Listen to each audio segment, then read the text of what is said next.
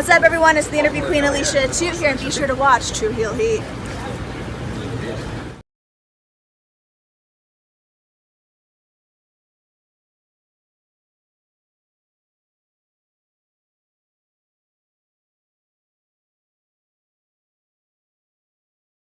Welcome to True Heel Heat, the place where we use insider terms because we think we know what the fuck we're talking about, even though we don't.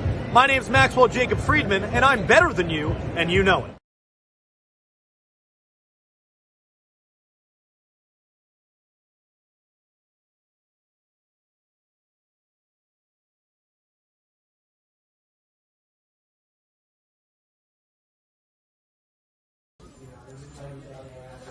This is the knockout artist, Chris Hero, and if you're looking for some true heel heat, you better listen to them boys.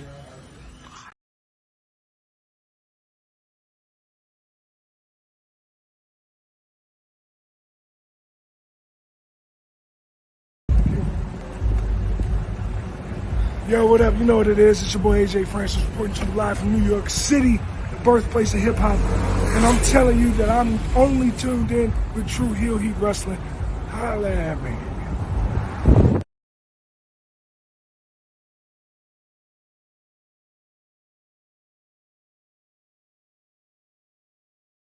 I'm serious. I'm not going to sit back and take this fucking shit.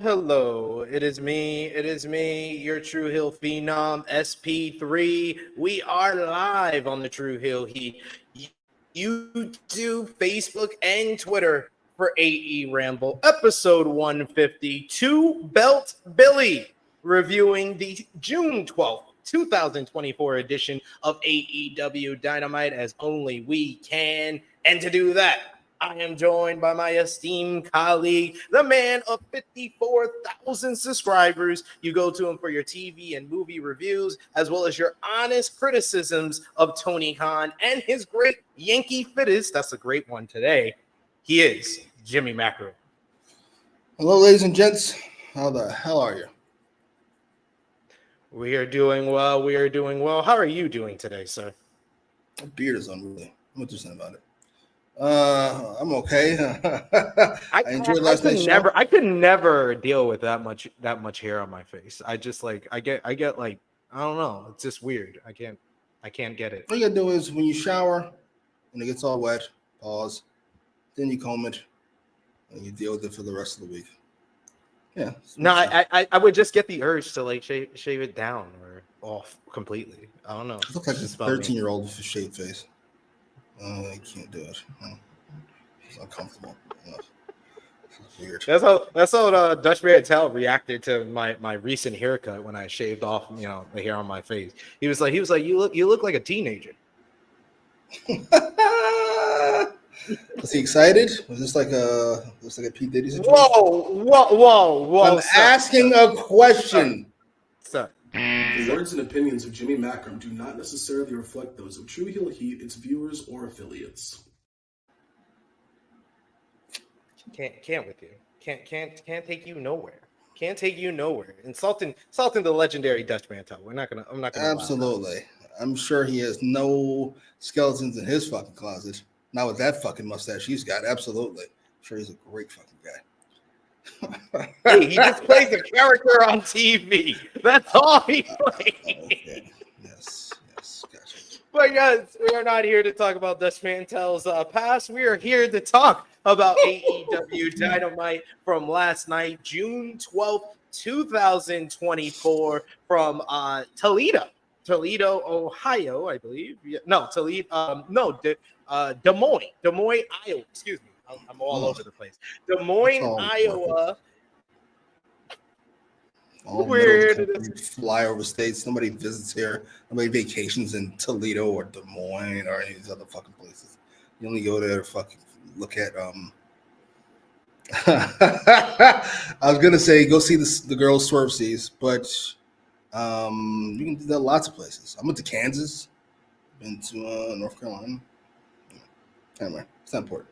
What are we talking about? Already with a Swerve insult, we're not even 5 minutes into the show. But yes, we are here to discuss AEW Dynamite as only we can on AEWramble. We are here every Thursday, 1:05 p.m. Eastern Time, the best AEW Dynamite review in the land. We appreciate y'all if you're joining us live. We appreciate y'all if you're watching us on demand. Remember to show your appreciation back the simplest way possible. Just drop the thumbs up on this video. You can also share this video with all your wrestling fans, friends, and family on all your favorite social media platforms. If you're new to the True Hill Heat YouTube channel, hit that subscribe button, hit the bell to stay notified for all the great content here.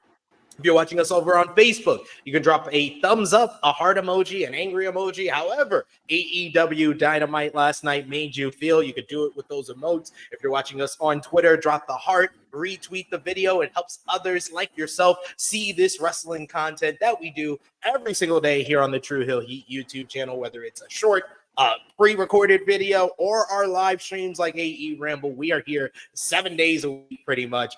And as well, most importantly, we love to interact with all of you in the live chat. So remember, you can sound off in the live chat with us, and you can give your thoughts on last night's AEW Dynamite. But most importantly, you can also support us with a super chat donation. Any dollar amount matters. We will highlight your comment on screen, give you our thoughts on it. If it's a hot take, a question that you got for us, let us know with those super chat donations. They go a long way. Or you can also support us like our good friend Brandon Brown does by pressing the join button and becoming a member of the channel. He's been a member for 8 months. Just $1 a month gets you exclusive in-chat perks, and we always highlight our members of the channel and give them extra stuff in the live chat when we're here, so we appreciate that. We also got Michael Velasquez, who says, thanks for uploading this video. You're welcome. It is uploaded. We are live, so we appreciate you. We also got Steven Chambers. Got to send him some love. He says, what's up, SP3 and Jimmy? Hope you all doing well, my friends. Prayers to my mom. Stroke. Can't feel left arm and left leg. Knee replacement surgery. Right knee. Wow. Blessings to you. And we hope that we can take your mind off of, everything you're going through. Make you laugh. Make you think about some stuff from AEW Dynamite or anything else that we talk about, because we tend to spend 30 to 40 minutes talking about not AEW Dynamite on this show because it's me and Jimmy. Yes, this is what happens when you get friends of 20 years to talk about wrestling. Yeah. They're coming to get him. It's Tony Khan. Tony Khan called the cops on Jimmy. It's good. It's poorly timed with this quote on the screen. I do. I don't know about condolences is the right word. Yeah, condolences. Oh, condolences. She's had a stroke. I shouldn't find otherwise. I hope she's all right. I hope things turn around. I know that's very serious. We all love and or loved our mothers. So, absolutely. Good luck to you. Yes, my father had a stroke when he was still alive, so I know that's a lot. That's a lot to bear when you're the child of someone going through that. So we hope that you're able to enjoy the show, take your mind off of it a little bit, Steven, but prayers with you for sure. We got Eric Isaacs in the chat who says, hey, gents, can't wait for the bye weekend of wrestling with bye weekend of wrestling with I think he meant big. With WWE Clash at the Castle, TNA Against All Odds, and 1 year anniversary of AEW Collision. There's a lot of big stuff this weekend. New Japan Pro Wrestling has their sole event on Sunday where they'll be announcing the G1 Climax, 18 of the participants in the tournament. You also got big title matches on that card. They also got the All Together show with New Japan, Noah, Stardom, and all the Japanese promotions on Saturday as well. So yeah, a lot of wrestling. If you're a wrestling fan of everything, you got a lot to enjoy. Out of all this, I think I'm looking forward to 2 matches. I gotta be completely honest with you. Gable. Yeah, I think that's it. Actually, no, 1 match. Well, you said 2. You just said Gable. Apologies, Gable and Sammy. That's it. Sorry. What about Jordan Grace possibly getting someone from WWE to come to TNA? Who? Is it Rhea?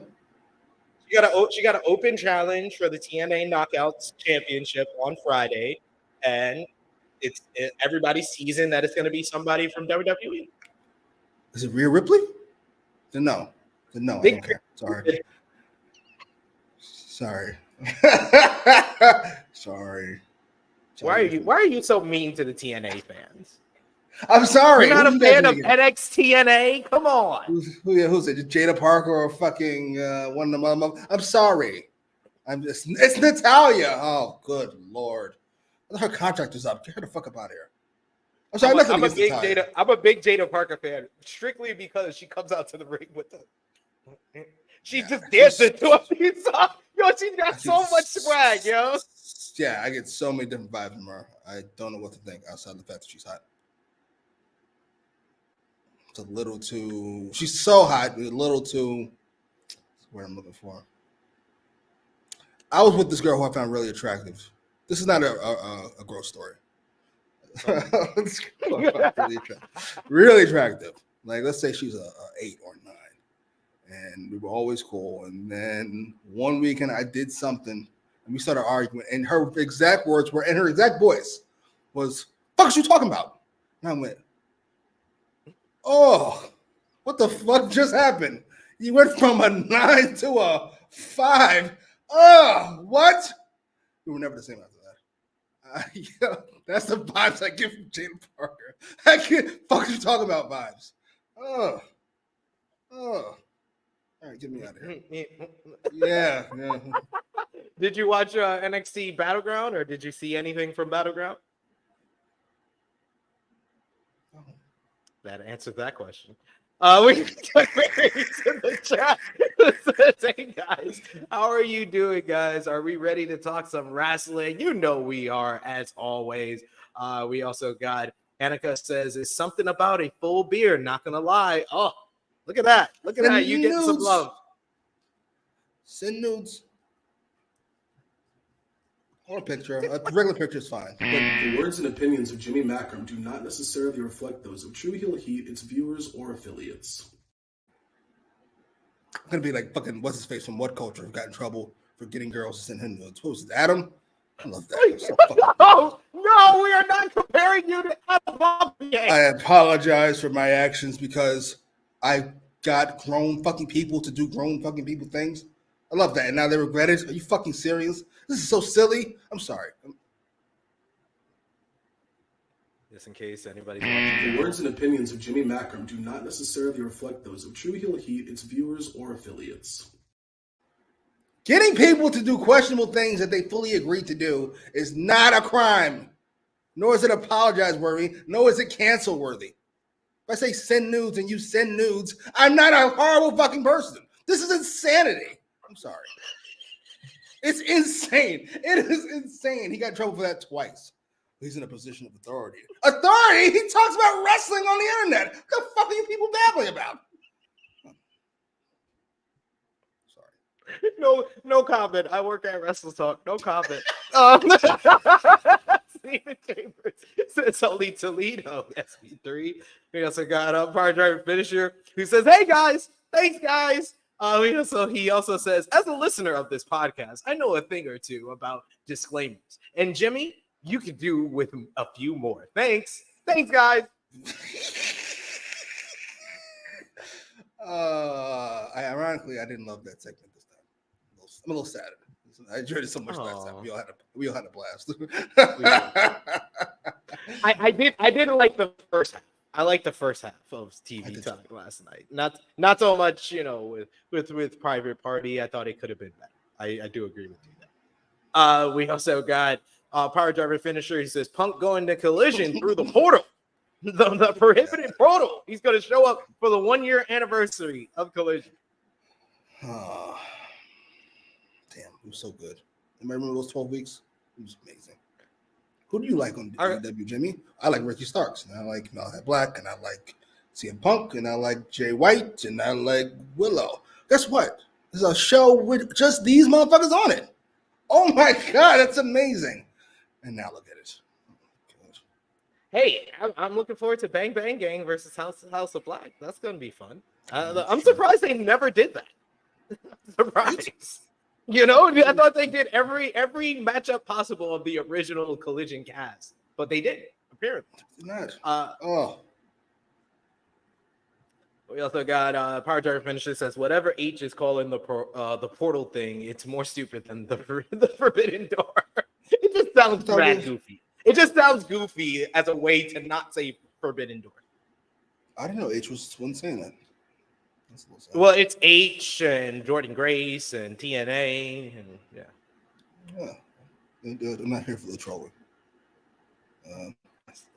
Because H doesn't like Forbidden Door. He doesn't like that term.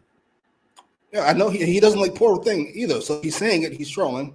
And if he's not saying it, then you all are fucking blaspheming.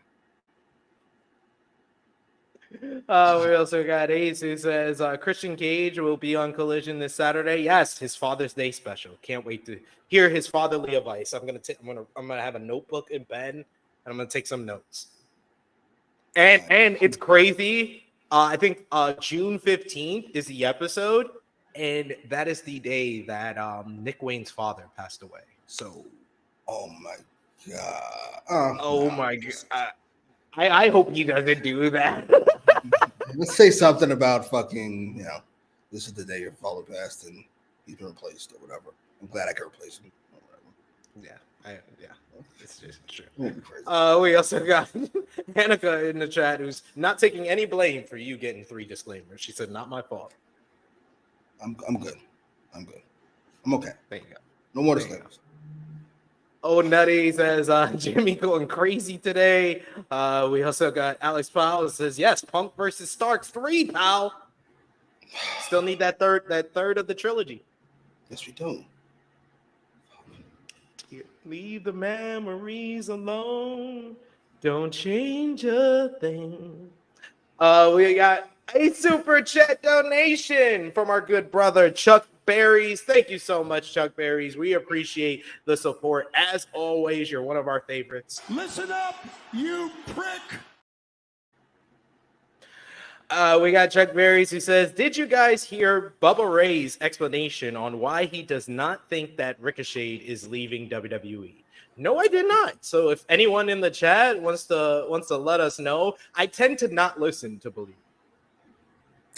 We are aware. Anybody? Do you? For shit? Why would I?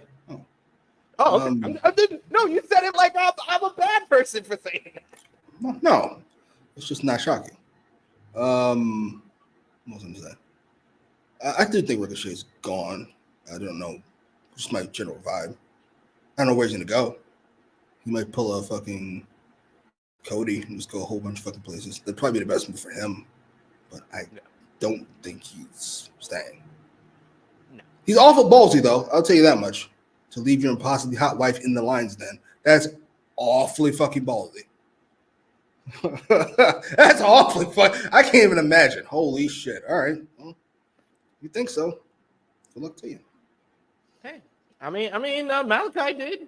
Oh, Malachi was forced to. I'm about to say, Malachi not that stupid. No, not really, because remember, his deal expired and they didn't know about it. That's the same thing. if Vince doesn't know you exist, that means when he does know you exist, he's going to fire you.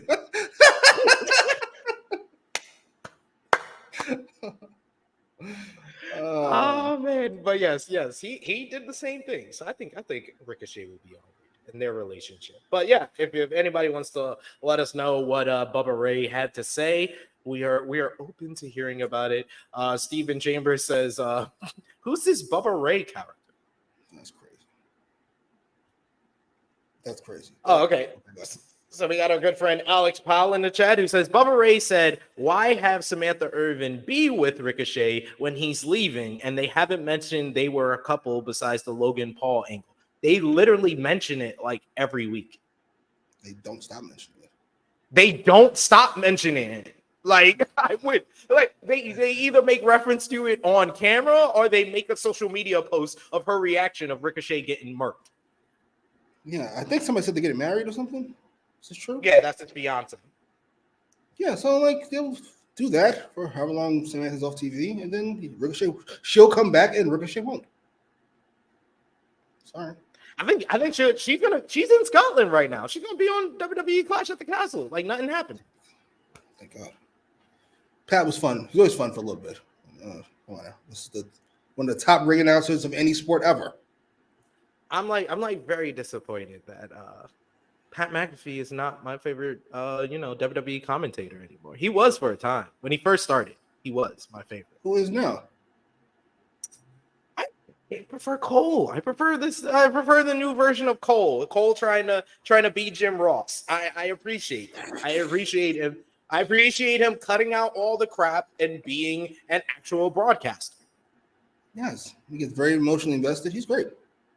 I can't believe that two of us are saying that because we had to deal with Michael Cole for years. We had to deal with 2010, 2011 Michael Cole.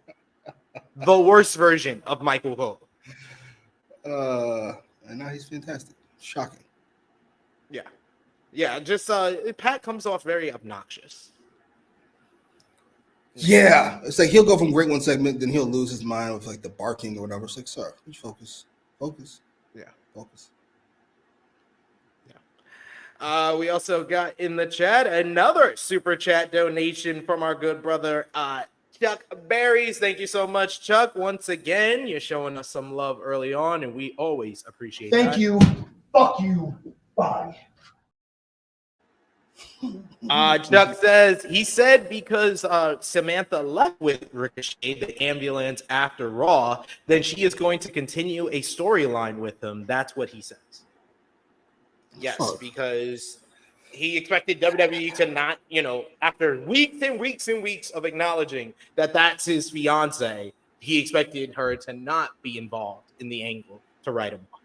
Maybe I think that maybe he shows up maybe like once to like Braun to completely destroy him, even though I think that he did that whole angle with the intention that that was his last night with the company, because that bump on concrete was ridiculous. Poor bastard. His leg got caught. If you watch it again, his leg gets caught, and he can't brace himself, and he falls right on his fucking tailbone. It's like, holy shit, you poor bastard. I know that hurt. Oh. That was worse. That was worse than the power slam through the car window. Definitely. I thought they went a little light, quite frankly. Yeah. I expected a little bit more. I expected a little bit more, like Braun to like spear him through the trailer or something like that. Yeah. Run him over. Braun is fantastic. Braun's my favorite thing on TV. Anywhere. Sorry. It's fantastic. Raw might have, like, outside of the bloodline, might have my two favorite things right now, or three favorite things in WWE right now. Between Braun Breaker and his destructive path, Chad Gable, the overbearing, narcissistic coach of Alpha Academy, and the rise of Otis. And three, Liv Morgan trying to bring back the Attitude Era by seducing Dominic Mysterio. I can't believe how much we're on the same page. Fucking yes. All of those things. Some people are like, what is this? Fucking Days of Our Lives? Yes. And it's amazing.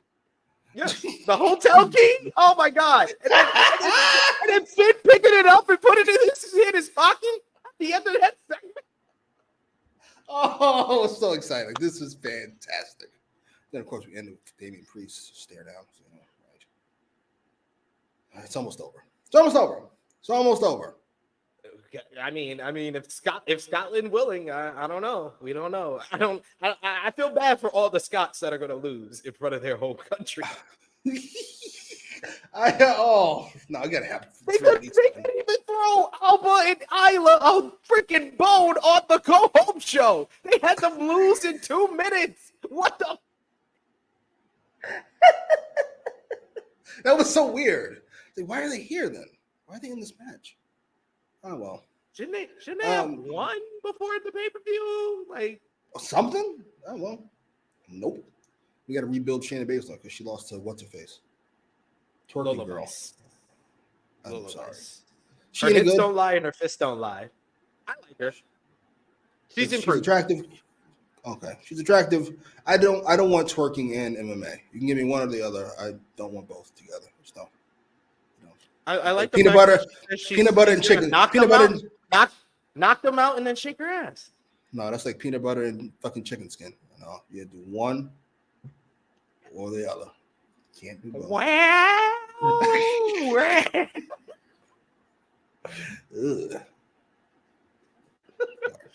Go to the Jimmy Macram YouTube channel and you will find out why we reference that.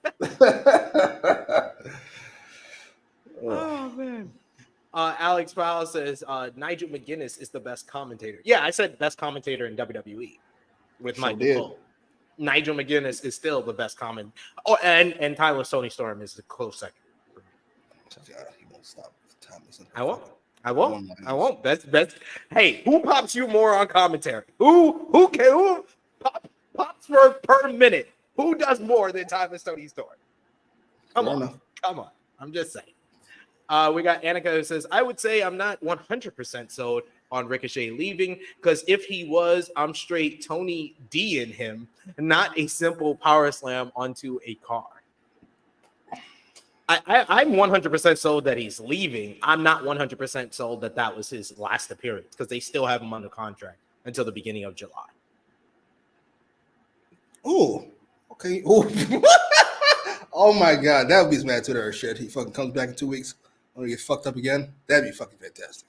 I'm here for it. It's like let's totally Triple H like in the creative minute. He's like, let's totally squash this motherfucker so he doesn't make a difference going over to the competition.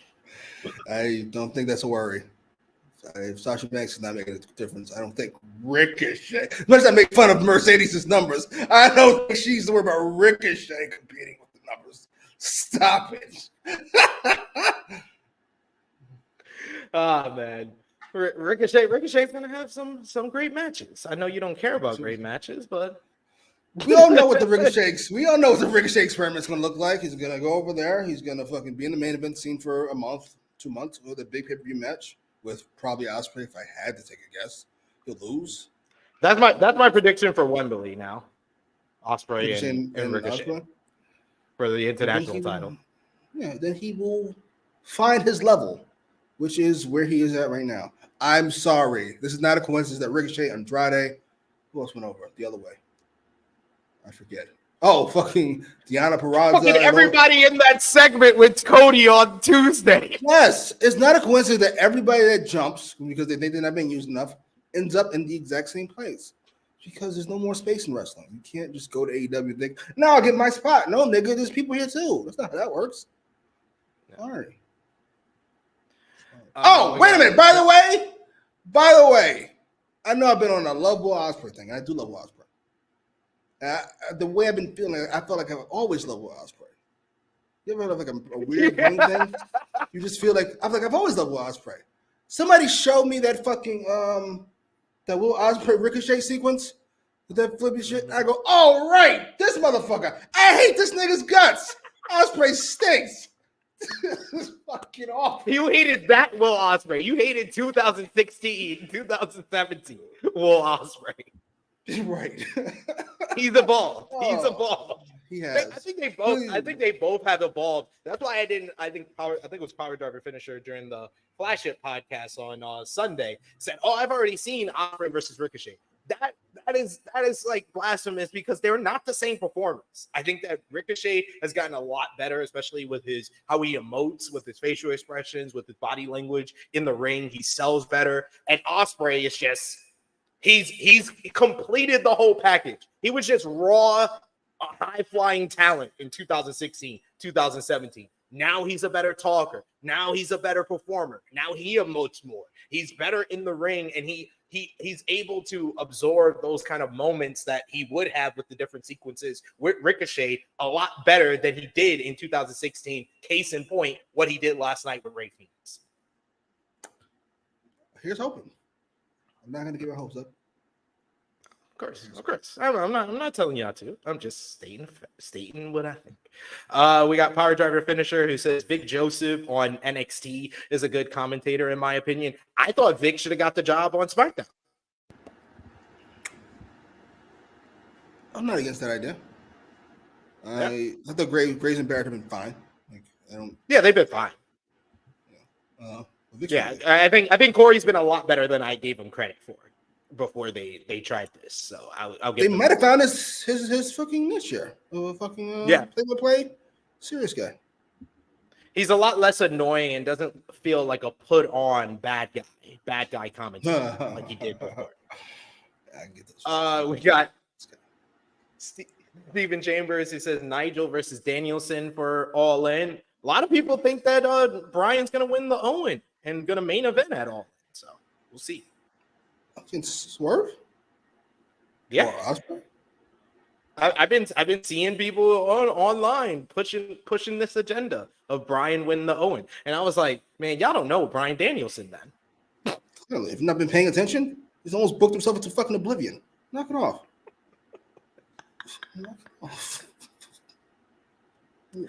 We got Power Driver Finisher says, really, it was Ricochet not really having the same Ospreay aura. I think that going into a different environment, you get a put on aura for a certain amount of time. So I think that Ricochet making the jump over to AEW, and that's why I say they got to do the match at Wembley because you're not going to be able to retain that Ricochet for too long. So you got to strike while the iron is hot when he makes the jump. So you start the build to Ospreay Ricochet at Wembley. Agreed. I'm totally in agreement with this booking.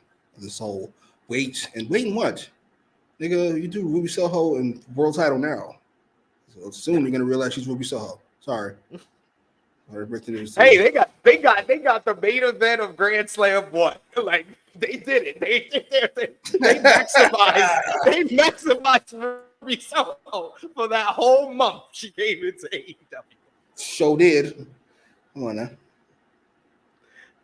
We got another super chat donation, this time from the GOAT himself, Will Chisholm. Thank you so much. I'm serious. I'm not going to sit back and take this fucking shit.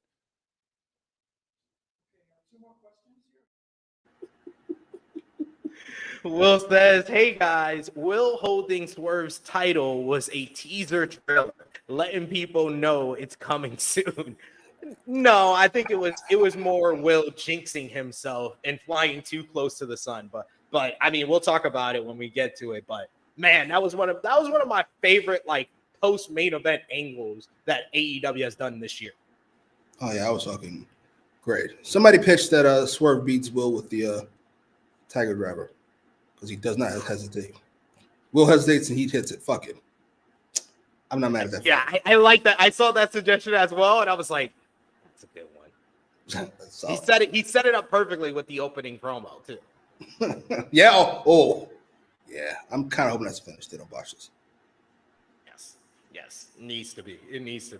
I'm hoping for them to do maybe a promo exchange before Forbidden Door, either next week or the week after. They got to do a back and forth because Swerve was really good on the mic, and then with what he said to Will at the end of the show, and Will's been on the money on the microphone, they got to give us a back and forth between these two guys. This is money. Don't fuck this up. Don't fuck it up, yo. Please don't fuck it up. All right, guys, keep coming with those comments in the live chat. We'd love to interact with all of you, but we got to get into last night's AEW Dynamite. What did you think about the crowd from Des Moines, Iowa? Good crowd. I have no complaints. Really enjoyed the crowd. I thought they were loud throughout and definitely gave big reactions to the stuff that they needed to, like the opening of the show, which I said this on Twitter and I'll say it here. For the first time since becoming AEW World Champion, Swerve Strickland kicked off the show in the opening segment of the show. That's quite astonishing that he's been champion for 2 months, and this is the first time they've done that. But hey, gotta take what we're getting. So we kick off with Swerve Strickland and Prince Nana coming down to the ring. Strickland asks if the fans are ready for Forbidden Door in a few weeks. He puts over the main event featuring himself versus Will Ospreay for the AEW World Championship. Strickland said 2 absolute killers, and then he says, before correcting himself and saying, just 1 killer, as Ospreay hasn't developed that killer instinct that he told him that he needed to develop all those years ago just yet. He says that he did see an assassin when Will went against Kenny Omega at last year's Forbidden Door, and then when he came to AEW and defeated Konosuke Takeshita at Revolution, he said he saw that assassin again when they tore it up. Then at AEW Dynasty, and one of the best matches he's seen against Bryan Danielson, that assassin was still there, but then at Double or Nothing, not so much. He didn't see that killer instinct because Ospreay hesitated on the Storm Driver on Roderick Strong. Strickland said he's gotten the nickname Kill Shot for a reason, because if you don't pull the trigger, he sure as hell will. Strickland still respects Ospreay and how he's a fighting champion. He said he's even defending the title tonight, but he says that he says he has respect for him, but he doesn't have respect for those EVPs who haven't defended their titles since winning them. And this leads to the EVPs alongside the rest of the elite, Jack Perry and our AEW Continental Champion, Kazuchika Okada, who's got the microphone and, of course, has the best promo of the elite again. As he just comes out and says, whose house? It's my house, bitch.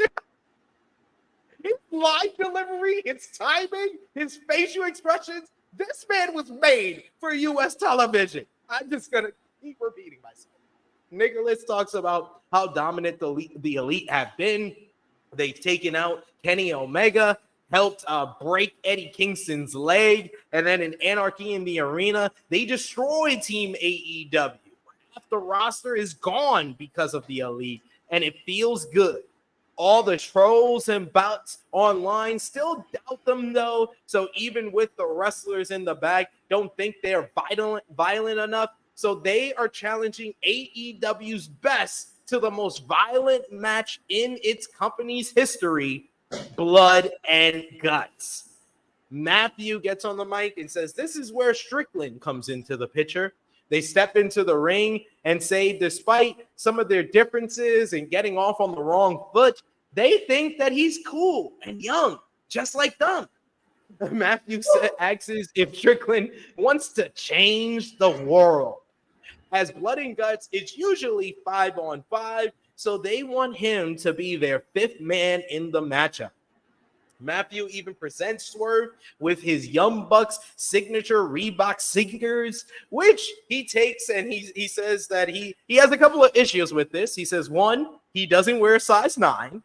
He gives the sneakers to Nana. He says 2, he says no one wears pearl necklaces anymore. And 3, he's in the giving mood, and he has Nana toss the shoe into the crowd. A great shot. It is. The elite then say that the injury bug they were talking about on their way to the ring, it seems like it just landed on Swerve. They take off their jacket. Swerve takes off his. It looks like it's going to be a 4-on-1 attack. When the music of the Acclaim and Daddy Ass hits, they make the save for Swerve here. We get our tease of Blood and Guts. The Acclaimed and Billy Gunn might be involved in the matchup, which God help us all. Before things get going between the two sides, though, assistant to the EVP, Christopher Daniels, walks out on stage and says that he usually loves a good brawl, but since the opening contest is the ladder match qualifier, he needs everyone to get out of the ring and to the back. The crowd boos this as Jack Perry isn't even dressed to wrestle, but he's going to be forced to face Dustin Rhodes in our opener. But before we get to that, It's official. Blood and Guts is returning on Wednesday, July 24th from the Bridgestone Arena in Nashville, Tennessee. Tickets go on sale this coming Saturday. What do you think about the announcement of Blood and Guts? The tease that Swerve is going to be involved against the Elite here, which, I mean, it kind of makes it a foregone conclusion who's going to be the fifth man for the Elite. In my opinion, with Swerve being on the other side, it seems like pitcher made for a hangman return. But what did you think about this opening segment and the announcement of Blood and Guts? This was a really opening segment. You said this was as cool as Swerve has been. We were texting, and it was. Much like trolling Swerve for his cooning because it's embarrassing. He should be ashamed of himself. He did come across rather fucking cool here. Particularly through the shoot into the crowd. He just kind of not as a great second. It just is. He's really fun, and he makes Swerve look cooler because he's so ridiculous, quite frankly. And when you stand next to the Elite, I mean, how it's not really hard to look cool. What is I hate their guts? Yeah. They I feel like they've got what they've going for, which is ridiculous and very uncool. I must say, Swerve works better with a crowd as opposed to by himself with a microphone. Yeah. As far as Blood and Guts goes, I don't remember one Blood and Guts match, and that was when Homeboy got stuck between the two. I want to say that's it hung upside down. Cool Hand Inch. I was about to say it's one of the 2.0. Cool Hand Inch. Yeah. That one. That was the what's that? No, that was the second Blood and Guts. Second one. I remember the first Blood and Guts is the one where Jericho gets thrown off and into the cardboard, which ruined that one because that was a great matchup.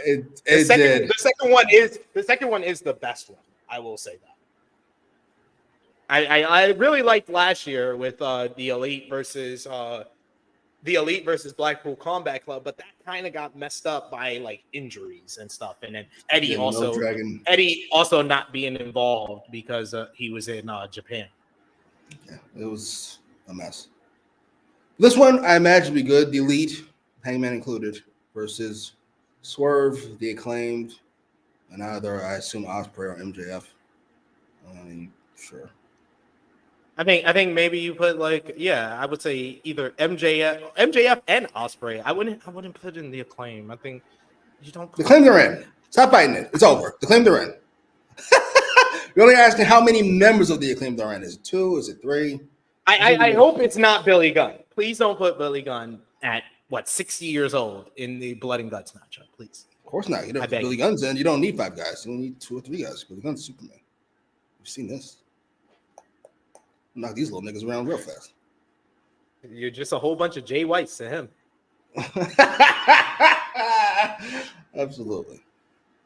Yeah, I'm hoping Ospreay and MJF. That is still my worst AEW match of the fucking year. What anybody says. Well, then you don't like NJPW, Jay White. Really? Okay. Well, I guess I don't.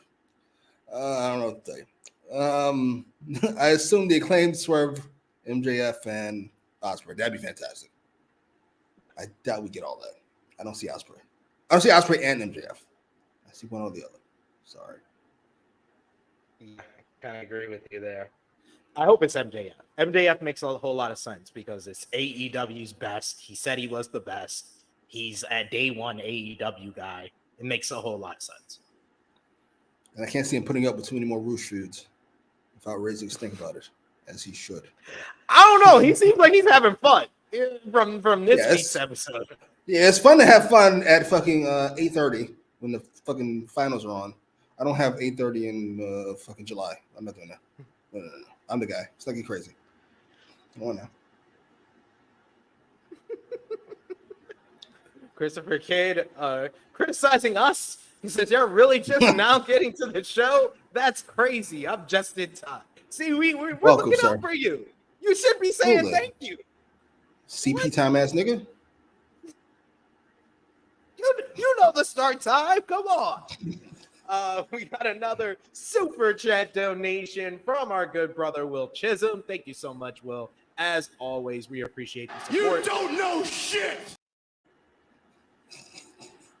Will says, did Triple H cut the check to y'all with the way he's booking Braun Breaker? That man is a beast.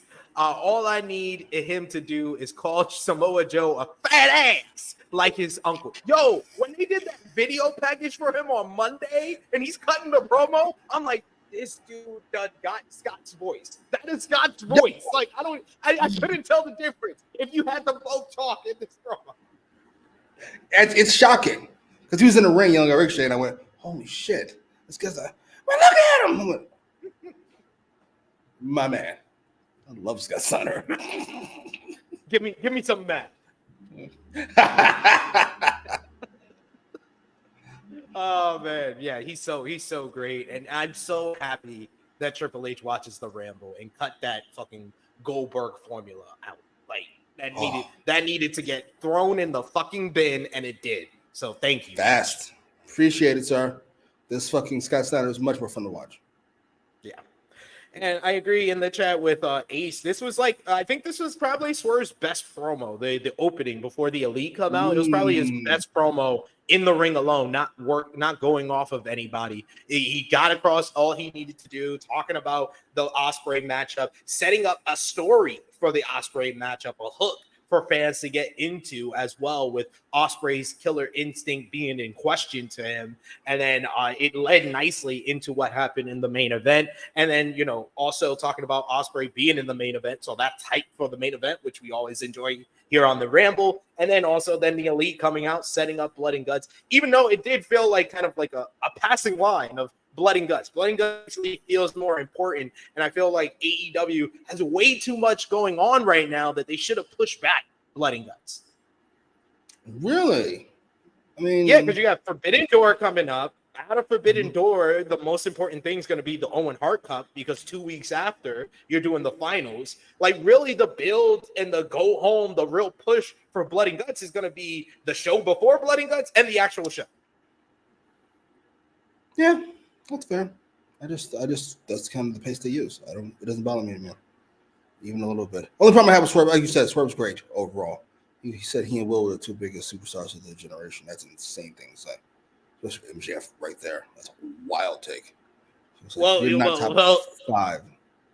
Swerve did kind of say Max is a little bitch, and he's. I think that you could take that as I think MJF. If I'm MJF, I take that as I take that personally. Fair enough. I'm not mad at that because it's an insane thing to say. Indeed. We got Anakin says the first time in 2 months. Wow. Yes, I was quite shocked to hear his song hit at the beginning of the show. I was like, this is the first time. Since first time on Dynamite. That's wild. That's fucking disgusting. You let that shit slide way too fast. That is fucking gross. Oh. Come on inside, boy. Have a seat. Wait. Come on.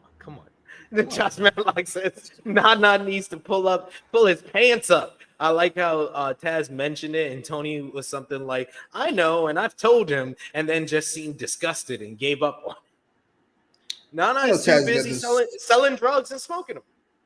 I know Taz got this weird complexion. I'm not going to have these 2 old white niggas telling him this motherfucker pull his pants up.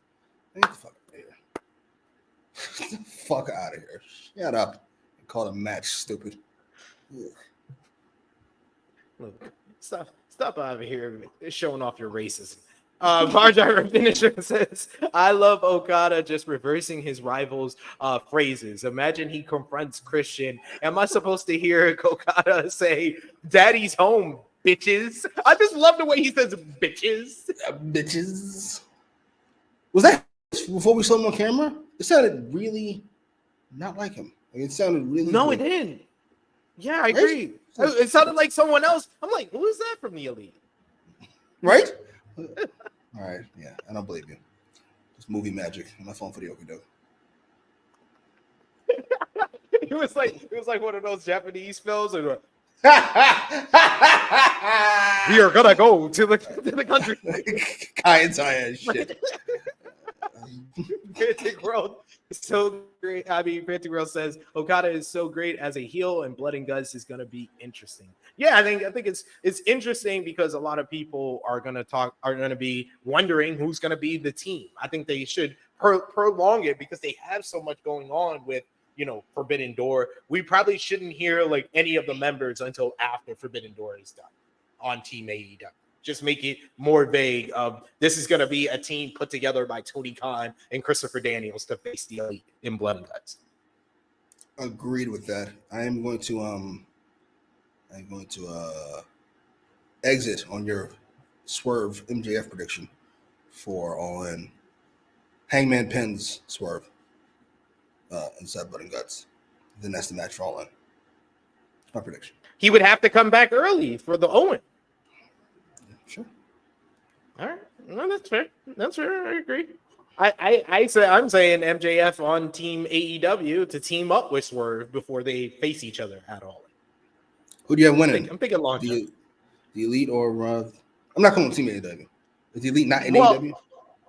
Well, this was my main issue with the Elite making this challenge for Blood and Guts. And I agree with Annika here, who says this build up to Blood and Guts was a little weak. There needs to be a bigger reason. Anyone to go into a hooded cage and try to basically unalive a wrestler. Yeah, like the Elite won Anarchy in the Arena, and then it was immediately kind of just said, oh, that didn't matter because Christopher Daniels is here. We need the Elite to be the ones to say, if we win Blood and Guts, we officially take over. We're not listening to Tony Khan. We're not listening to Christopher Daniels anymore. We own the show, or at least Dynamite, at least one of the shows.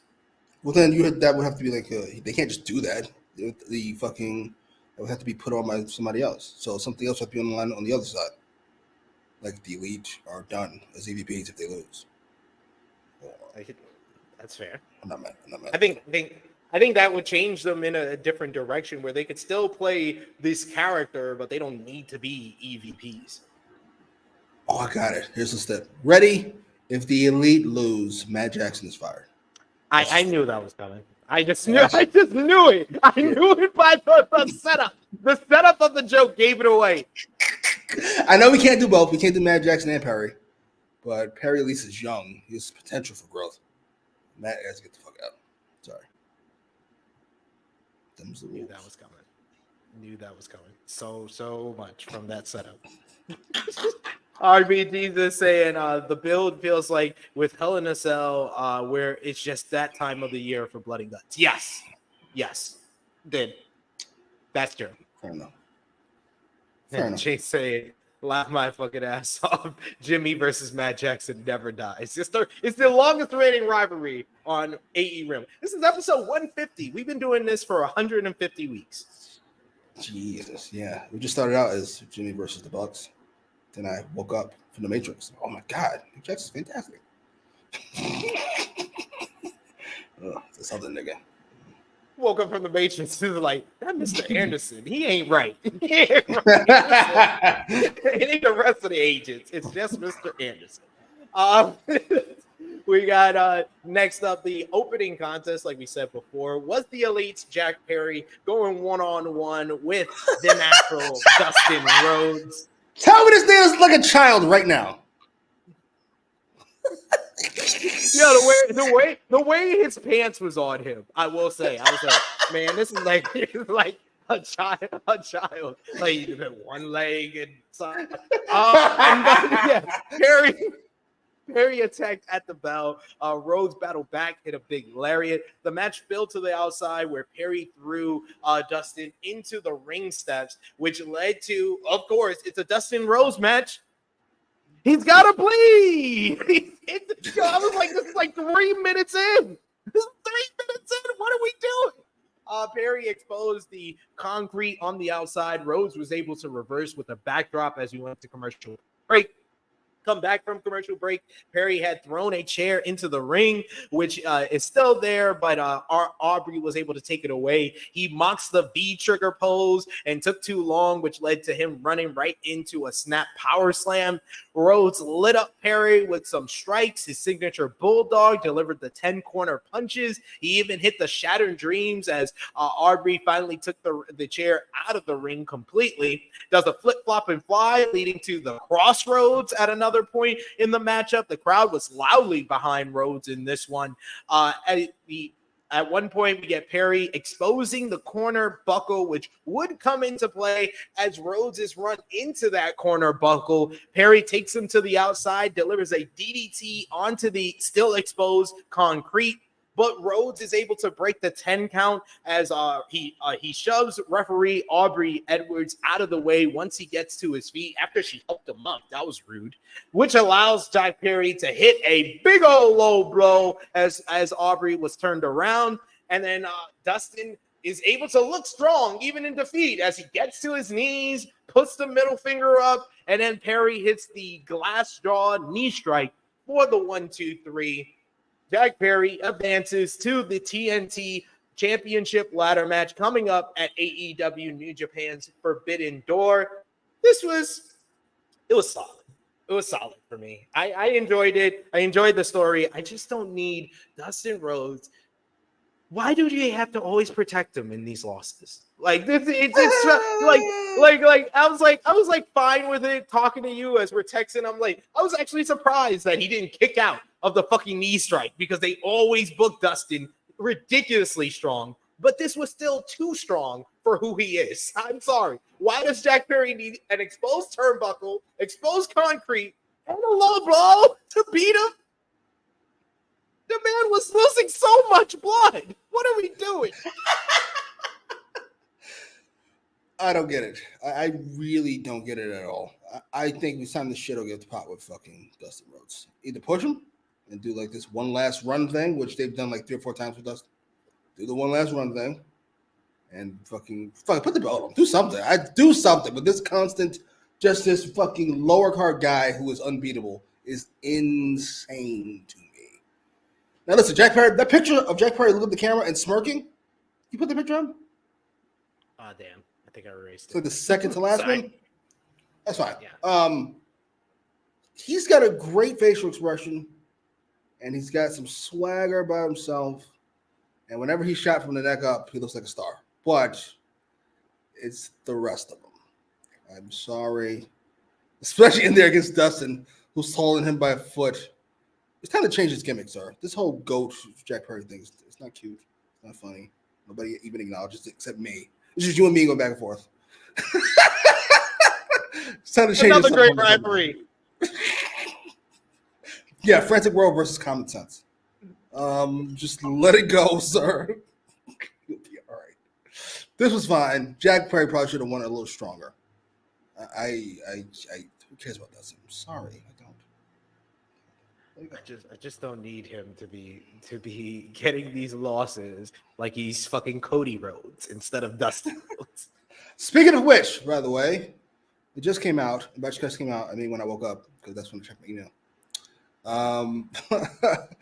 Cody's segment did 70,000 higher than everybody else's. It's just the rest of the show. Nobody. Oh, there's 70.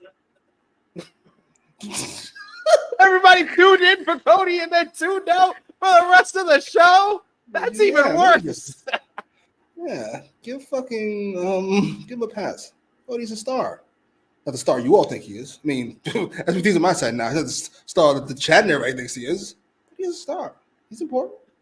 Listen, I was like convinced. I was like convinced. After I saw that number, I was like, Jimmy was right all along. This dude lost 50,000 viewers. Becky Lynch, bigger draw. Oh my god. Listen, Triple H is very important. The Undertaker is very important. Kurt Angle is very important. They're not Austin, they're not Rock. I'm sorry. That's what Cody is. Very important ass nigga. He's not Roman's replacement. Sorry to break the news to you. We haven't found that yet. Maybe it's Braun, but we haven't found that yet. I'm just saying. No disrespect. Yeah. Hey, well, as Roman said, Cody, you're the greatest number 2 of all time. We got another super chat donation. This time from our good brother, Chilling with Chase. Appreciate you, man. We always appreciate the support as They go always. on Twitter. I don't see how this is going to work. This is absolutely ridiculous. Send. Chilling with Chase says, I can't remember when it was, but I remember Jimmy saying that he was going to be done with AEW and not do the Ramble. Glad Jimmy stayed. Best review / podcast on AEW. Congrats on 150. All it took was Jimmy making a little bit of money. We appreciate y'all for the super chats. Absolutely. Cough it up. Thank you, sir. I appreciate Best Review Podcast. I would agree. So the best one I watch. I mean, I only watch one, but I do think it's great. Yes. I think that our reviews, we cover everything, we go over things that you may have missed, but it's the banter of two, like I said at the top of the show, two guys that have been friends for like 20 years since we were teenagers. So entirely too fucking long. We're so fucking old. You know, Cash's kids just got accepted into college. I was like, yo, what the fuck? Oh my god, I feel old as shit. Oh my god. I said, what? Ugh. Oh. Shout out to Marcus Cash, who I think y'all guys went like what 50 something episodes of AE recap. We've been reviewing Dynamite since like the second month of its existence back in 2019 here on the channel. Right. Disgusting. See every episode of Dynamite. That's fucking egregious. Except that fucking tribute episode. Sorry. Not interested. Sorry. You're so bad. You're so mean for that. That is ridiculous.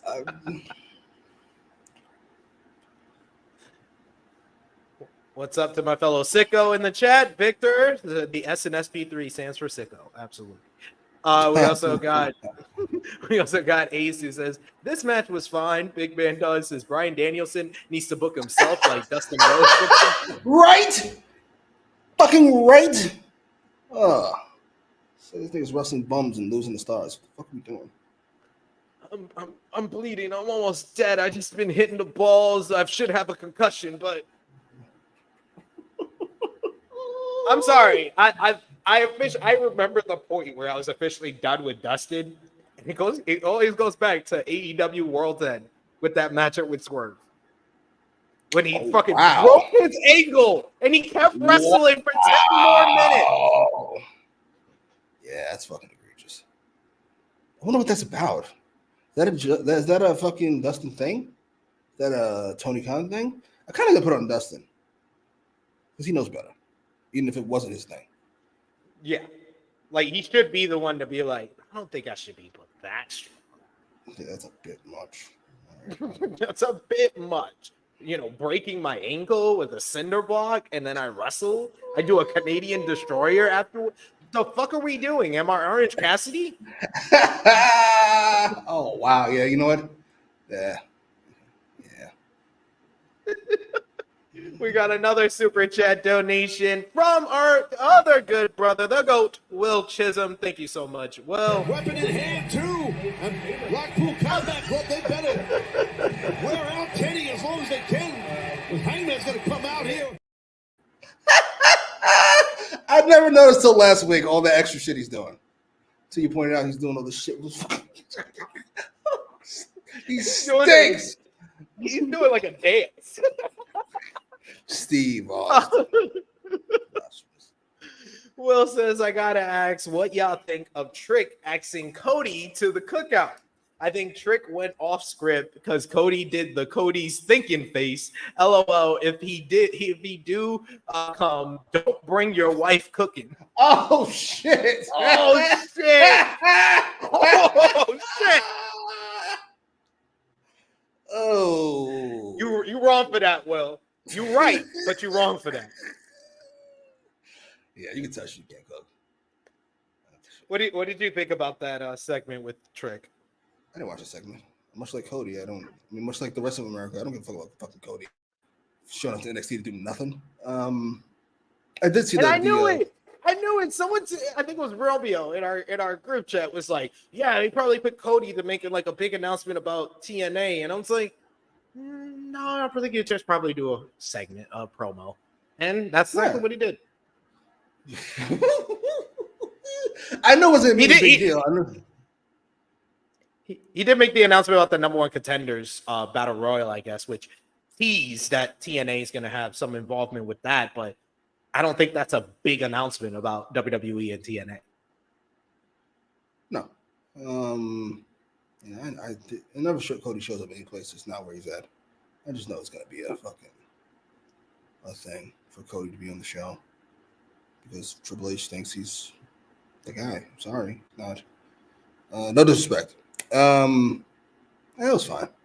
It's cute that they acknowledge the blackness of Cody Rhodes. It's cute. I'll put it that way. It's cute. What did you think about the joke going over Brian Alvarez and Dave Meltzer's head? I don't know if you saw the clip, but they talked about the segment, and Alvarez said, "Yeah, I guess they do some type of local cookout at the Performance Center." Holy shit! My missus, who is part West Indian, but she's mostly Italian. She's white, but she was like, "Even I know what that means." Like she's like, I was like, and I, you know me. I've said it to you multiple times on this show, and I had to put it up on social media for the first time, and I was like, this is another point of why Wrestling Observer don't have no black podcasters or hosts. The blackest thing you see on a Wrestling Observer show is a microphone, and now they got silver microphones. It was like, let's get all the blackness out of this. That's embarrassing. Like, I get you're older, and so you wouldn't give a fuck, or nobody even give a fuck. But come on now, you can't be this out of touch. That's the Bad Bunny thing. You should know, okay, we need a little bit of either youth or culture or both in here. Do something. That's embarrassing. A local cookout is wild. Why would you look it up after that? Why wouldn't you go, just tweet it? You have a fucking Twitter account. What is the cookout they're talking about? Then move on. What the fuck? My daughter's coming in here. Why are you hitting me? That is hilarious. My daughter's making a habit of coming on during shows and just to hit me, and I don't know if that's a good thing or a bad thing. It's kind of Italian woman shit going on there. That is true. She is part Italian. You got good points. Good points there. Your wife is really small. Right? She's shorter than me, so yes. Yeah, I know them. Like, you don't get away from me, threatening me, you 5'3" motherfucker. If you don't get away from me, they always want to be taller than you. My wife. Anytime she's got on shoes and I'm on bare feet, she's like, "Oh, look, I'm taller. I'm as tall as you." It's great. I love her. Well, we got another super chat donation here from our other good brother, Chuck Berries. Thank you so much, Chuck Berries. Cut it out, MJF. Chuck says, if you want to give blood, donate to the American Red Cross. Don't be like Dustin Rhodes and give it away like he does. He gives it away every big Dynamite match I think I've seen from Dustin Rhodes. It's like always he has to get busted. He always wants the full face paint. He only does half backstage, and he wants the full one, so he gets color. So fucking egregious. Is he the most... I don't know. I'm trying to think. There are lots of people who might be overbooked, but never sporadically. Like either on the show too much, the Elite, or too high, Cody, or way too fucking high, Damian Priest.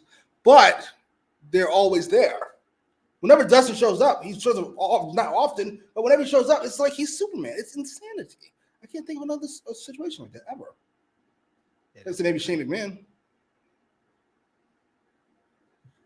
That is true. I thought about it for a second. I was like, "Oh, Shane, yep, that is true. That is true." Yes, yeah, y'all can continue the JD from NY slander that I see in the chat. I won't highlight too much of them, but I will highlight. He's got a black co-host. Yeah, I'll give him credit. I'll give him credit. He found one black guy that can talk to him. He's not from New York. He's not from New York though. JD from NY couldn't find a black person that wanted to talk to him from New York. Sorry. But anyway, from New Yorkshire. I don't like how he drags down our city. I'm sorry. Jesus. I know we both don't live in the city anymore, but he drags it down. I'm sorry. Jake says Will Chisholm got to be a stand-up comedian. He's too funny. Yo, Will be having some bars with these super chats. He's hilarious. Alexander says the Wrestling Observer newsletter is so unseasoned. They don't even know what seasoning is. They'd be like, what? What is that? Do you take that outside? Like, is it salt? Is it pepper? Another super chat donation from our good brother Will Chisholm once again. Whoa, Will and Chuck Berry's, y'all killing the game today. We appreciate y'all. Tony Khan, this is also on you, because you can stop this. Will says the real story is Triple H taking over Japan. He got Io Sky working Marigold, and now Pro Wrestling Noah saying them and WWE got a joint announcement. We taking over Japan, but we not spending money. LOL. Absolutely, Nick Khan the GOAT. Yeah, that's all Nick Khan. If you want to give Triple H credit for it, that's Nick Khan, man. I have never said a slanderous word about Nick Khan. Nick Khan does his job, and he knows what his job is. Honestly, I made the suggestion on social media. I'll make it here. Nick Khan should be the one doing the post-show pressers. He's got media training, but he's got media training at least. What does that help?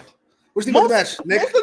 Most of the question from the media are about the business end of WWE. It ain't about the creative direction. You ever consider that Nick Khan understands that his job is not to be in front of the camera? All in the videos, all over the records, dancing. No, that's not my job. That's not my job. Khan Triple knows his H job. Apparently, Triple H is P. Diddy. That's what we equate that to. Dummy is P. Diddy. Look at Triple H. Is it the beginning or the end? The end, right? He usually comes out at the beginning of the show. No, I mean WrestleMania at the press conference. Oh, the end. Yeah, he comes out. He comes out at the end. Thank you, by the way. That was a good idea. It's fucking 1 a.m. Let these cocksuckers go home.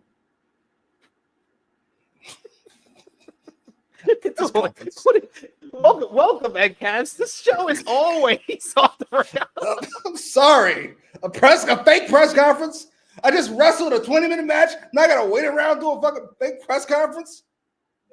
God. He just needs media training. But I think Kane from Fightful made a good point. He doesn't seem like he's interested in media training. Triple H, 50-something years old. No interest in fucking doing anything I haven't done already. Just hope nobody rapes anybody while I'm up here. I have to answer these stupid fucking questions. The words and opinions of Jimmy Macram do not necessarily reflect those of True Heel Heat, its viewers, or affiliates. All I want to do is come up here and talk wrestling. It's my whole existence. And niggas keep doing shit I have to answer to. And I would rather not. I just want to book the wrestling. I didn't read the lawsuit. Did you read the lawsuit? For what?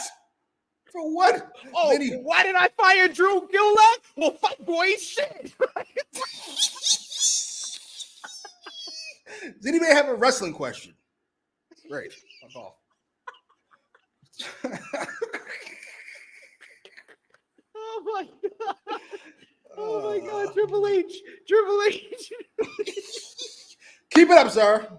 I mean, it's going to backfire eventually, but keep it up for the moment. We got another super chat donation from Alexander Fitzgerald. Thank you, sir. You're one of our favorites as well. Always looking out. We appreciate the support. Let's fucking go. Alexander says Brian Alvarez puts raisins in his potatoes. That is hysterical. So funny. Oh my god. He's been shitting AEW a lot lately, by the way. Why is that? I'm not knocking him. It's all points he made are correct. I'm just shocked. That's not what I was used to hearing for 5 years. What the fuck on this, man? I don't know. Checked in clear, huh? I mean, maybe it's because Meltzer's reports haven't been, he hasn't been betting 100. Hasn't even been betting 50% this year. Oh, he's tiptoeing away from Dave, huh? Good idea. Good idea, sir. That ship is sinking. That ship be sinking. I can see. Well, we got highlights from Collision, where Orange Cassidy faced Kyle O'Reilly in the main event, with Orange Cassidy picking up the win. The Don Callis family attacking both men post-match. We go backstage to Renee Paquette, who is with Orange Cassidy, Kyle O'Reilly, and Mark Briscoe, who said that they can compete on Saturday and team tonight together because they are pros. That's what O'Reilly said. Cassidy talks about that it looks like there are a few people who might still have his back, but he knows one who has his back for sure, and walks in Willow Nightingale, and we get an audible pop for Willow Nightingale just standing there. This is how you know the Willow Mercedes feud worked for Willow. Briscoe then goes on a absolute tangent. Mark Briscoe says the word of the day is collaboration. He says this is an all-star collaboration. He said we're going to beat Roderick Stone, Kyle Fletcher, and Kanaskana Takesha. Oh my God. What the fuck? Takesha's name, and he didn't even think twice about it. He starts busting out rhymes saying that I'm teaming with Orange Cassidy, who got the hands that he put in your pocket, and if you got a jaw, he will rock it. And he says that then you're with the wildest, most unpredictable man in professional wrestling today, and we're gonna go wild on them. I literally text Jimmy at this point and says, I absolutely love Mark Briscoe. He's like a drunk redneck football head coach. And then Kyle O'Reilly, with that face, Kyle O'Reilly making that face the whole time, he walks off the camera and says, I'm so motivated. And Willow couldn't even keep a straight face. Willow and Renee were corpsing throughout this entire promo. You didn't look at those pictures, did you? No. You put the one Willow again? Good Lord. Good Lord. What the fuck is even going on? I'm sorry. Right, business. Jesus fucking Christ. Look at that. What the fuck? I enjoyed this promo. Oh, Mark Briscoe's fucking hysterical. I can't even imagine being a booker or a producer or somebody watching that going, I don't even know if he's still on script. This might be going exactly right or horribly wrong, but something's happening, and he brought it home. Holy shit. What was that? He's fucking fantastic. Mark Briscoe is fun to watch every time. Willow's so over, and I'm glad her push hasn't been derailed by, oh, yes, she was. Good Lord. Her push hasn't been derailed by losing. I'm very impressed. Yeah.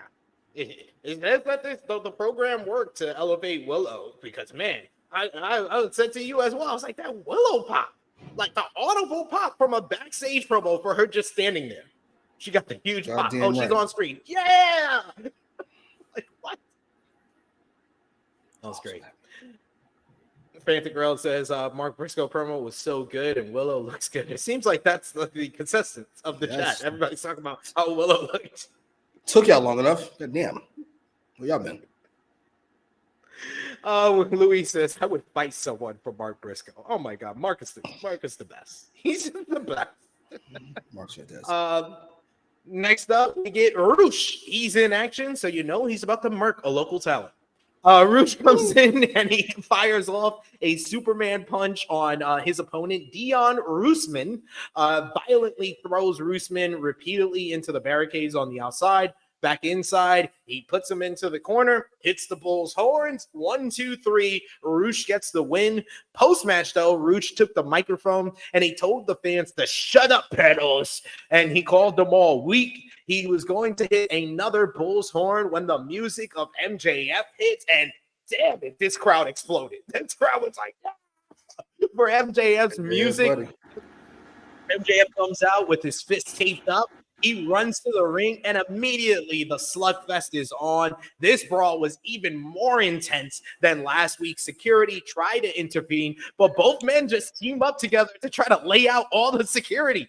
Christopher Daniels trying to keep the peace on the outside, but he fails miserably as they collide again, this time with MJF biting the head of Roosh. Roosh goes to the outside where he pulls MJF to the floor. He starts whooping MJF into the barricade, but MJF then whips him across the over the barricade into the crowd. The brawl goes throughout the crowd all the way to the backstage area where they spill. You get MJF driving Roosh through a table backstage, punching after him until a whole bunch of security and officials finally separate the two men. This was a rather intense brawl, even better than last week, in my opinion. I really like this segment here. And then they followed it up immediately. It was like Tony Khan actually saw what was happening and made a judgment call to immediately make this match official. Excalibur says on commentary, he was just informed that next week, with no commercial interruptions, it will be MJF one-on-one with Roosh on Dynamite to kick off the show. This was a highly effective angle, and most of all, they got it done before the tip-off of the NBA Finals. This was genius. This was one of the smartest moves I've seen by Tony Khan and the booking committee since of this year on Dynamite. Usually I'm not a fan of promoting things in the first hour of the show for next week, Rampage or whatever. But like you said, Finals is coming on. They're like, you're leaving anyway. So come back next week because we got MJF and Roosh commercial free. I am rather surprised by this push for Roosh. I know they push him sporadically. He just hurt. Now he's back. This is way more than I would have expected. Wasn't he like the third loser or maybe the second loser in his bracket for the Continental Classic? See the second from the bottom? No. I think wait. No, he was in the same bracket as Mark Briscoe and Jay Lethal. So third. Fair enough. Now he's going toe-to-toe with the biggest star in the company. All right. I look forward to the match. It'll be a good match. The brawl was fantastic. No roll-up, please. MJF clean. The tap out. Or I'd rather a non-finish, honestly. And then put them both in the Continent in the Owen Hart Cup. Make that the match for Forbidden Door. Why are we still treating MJF like he's just some guy? I just said Triple H, Undertaker, and Kurt Angle are important, but they're not Austin and Rock. MJF is Austin Rock. What are we doing? I know. Yes. I'm not going toe-to-toe with Austin, fucking toe-to-toe with Rikishi. I hit the stunner and I win. That's how that works. No, that went to a no contest. No Mercy 2000. But we know who won via almost homicide.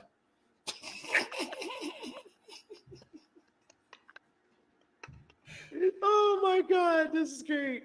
But I'm liking this big brawler MJF era.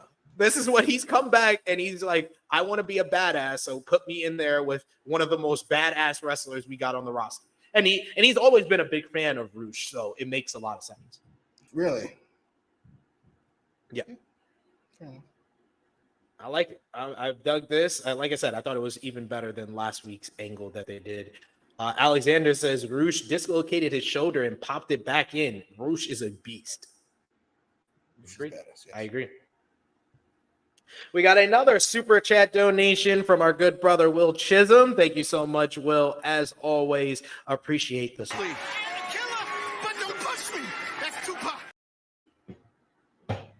Will says, I gotta ask, Trey teasing LFI faction with Thunder Rosa. Did that just get dropped because Tony Khan hates Thunder Rosa? LOL. Well, it was only teased on social media, to be fair. It was never teased on camera on AEW program. Oh, okay. Well, did she raise her fist or something? I remember seeing that. She's been doing that. She's still doing that, raising her fist. But I guess they're not making reference that is for LFI. It's just raising her fist if you want. Fair enough. LFI's dead. Let's not add anything to it. It's dead. Yeah. No, I don't think Roosh needs it, honestly. Just make Roosh this maniac that beats the crap out of people. By the way, I just want to say power driver finisher. He says, I was curious about it, but I still question why they just started using him out of nowhere. You're talking about Rush, I assume? I'll tell you why. Because idiots like Frantic World say this could have been Andrade. That's why. It's a move, so they get to say that. See, this could have been you, because my Mexicans are interchangeable, just like in WWE. No, that's not how that works. It would not have been Andrade. Knock it all the way off. No. Frantic World says that match is going to be very good next week. We also got Big Man Dogs who says that's why you protect finishers so that Roosh doesn't look like a goof for tapping out. I try to tell them, sir, everything's connected. They refuse to listen to me. We also got Alexander, who you gave him he gave him the alley oop and he puts it down. He says, "I know Andrade punching the air right now. Roosh feuding with MJF and Andrade on WWE Speed." Sorry, I called for fucking Frantic World an idiot. It's because it's a 6 week in a row using it. You're also an idiot, sir. A new idiot. Welcome. Come on. What the fuck? What? The words and opinions of Jimmy Macram do not necessarily reflect those of True Heel Heat, its viewers, or affiliates. If you watched Andrade in AEW the last however many fucking years, on what planet is this him? Well, if you've not been paying attention at all, on what planet is he feuding with MJF? Stop it. Knock it off. Come on now. I would be down for this, Big Man Dogs. He says MJF should not have a match at Forbidden Door. He should just have a promo battle with Gabe Kidd where they just shit on each other's companies. I agree. Oh my God, what a terrible idea. Meltzer will have a stroke. Should be tearing down the company, making it look second rate. You work for it. Why are you doing that? Next up, we get that all-star conglomeration trios matchup. Roderick Strong, Kyle Fletcher, and Konosuke Takeshita, members of the Don Callis family. You got Roderick coming out here with the Kingdom, and they are facing Orange Cassidy, Mark Briscoe, and Kyle O'Reilly. This started off as a fairly decent matchup, and I felt like when it hit like second, third gear, this really started cooking. The crowd was involved in it. We get some "This is awesome" chants. Right after the commercial break, we get O'Reilly coming in, making the hot tag. Strong is quickly bailing out. He doesn't want to face his former friend. O'Reilly fought off Fletcher and Takeshita, who collided. He did a double dragon screw in the process, which looked great. Strong tried a sneak attack, but Mark Briscoe made the save, fighting off Kyle Fletcher, delivering some redneck kung fu, but the crane kick is blocked, but not the Pele kick. Instead, we get a blind tag from Cassidy as Briscoe hits a blockbuster to the floor before throwing Fletcher in to hit a top rope DDT from Cassidy for a 2 count. The match is broken down. Everybody's flying everywhere. Takeshita reverses a J Driller into a Blue Thunder Bomb. Cassidy hits a nice little spinning DDT and a Stun Dog Millionaire. We get a high-low from Cassidy and O'Reilly on Fletcher. Cassidy went up to the top rope, but Strong distracted him enough for Fletcher to hit a top turnbuckle brainbuster. I was like, what the hell are we doing? This match is just going nuts. Fletcher gets the cover. We get Briscoe coming in after a blind tag with the froggy bow. I thought the match was over right here because it's Kyle Fletcher. I assumed he was taking the loss. Strong comes in and he breaks up the count. The referee tries to separate Strong and O'Reilly.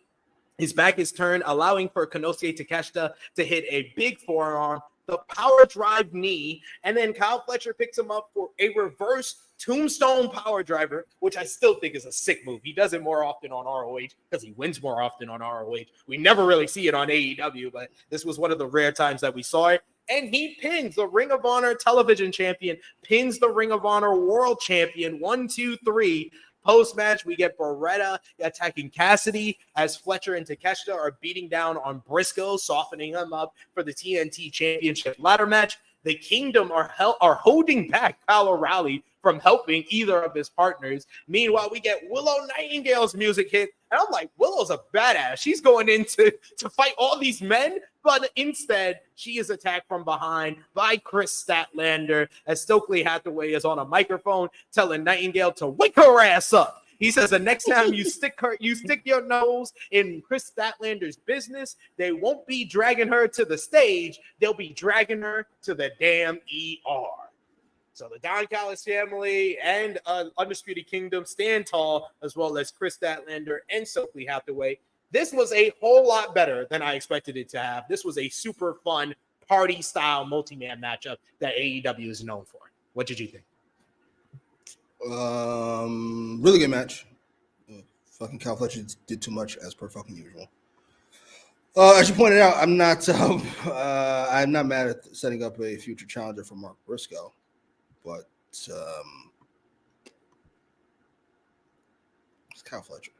Sorry, I can't. I said this on the Fightful ROH review. I was like, they literally have no main event in Ring of Honor. That they have been building up Kyle so much that I assumed. I was like, I honestly think it should be Kyle who gets the shot at Mark Briscoe. So seeing this, it was like vindication that I'm actually on the money with my reads. Yeah, Kyle Fletcher. Kyle Fletcher's a person who, like, back in the day, he'd be like an up-and-comer in Ring of Honor. And he would slowly get better and better and better. He would cut more and more of the shit out until he was fucking Tyler Black. And I told you he's not any good. And he turned out to be main eventer. Respect my eye for talent. Here, he's just a fucking guy who does too much shit and loses those fucking matches until this one. And it just feels jarring. It's like, what are we doing? Whatever. I'm sorry. His personality of water is hilarious. Bland and tasteless.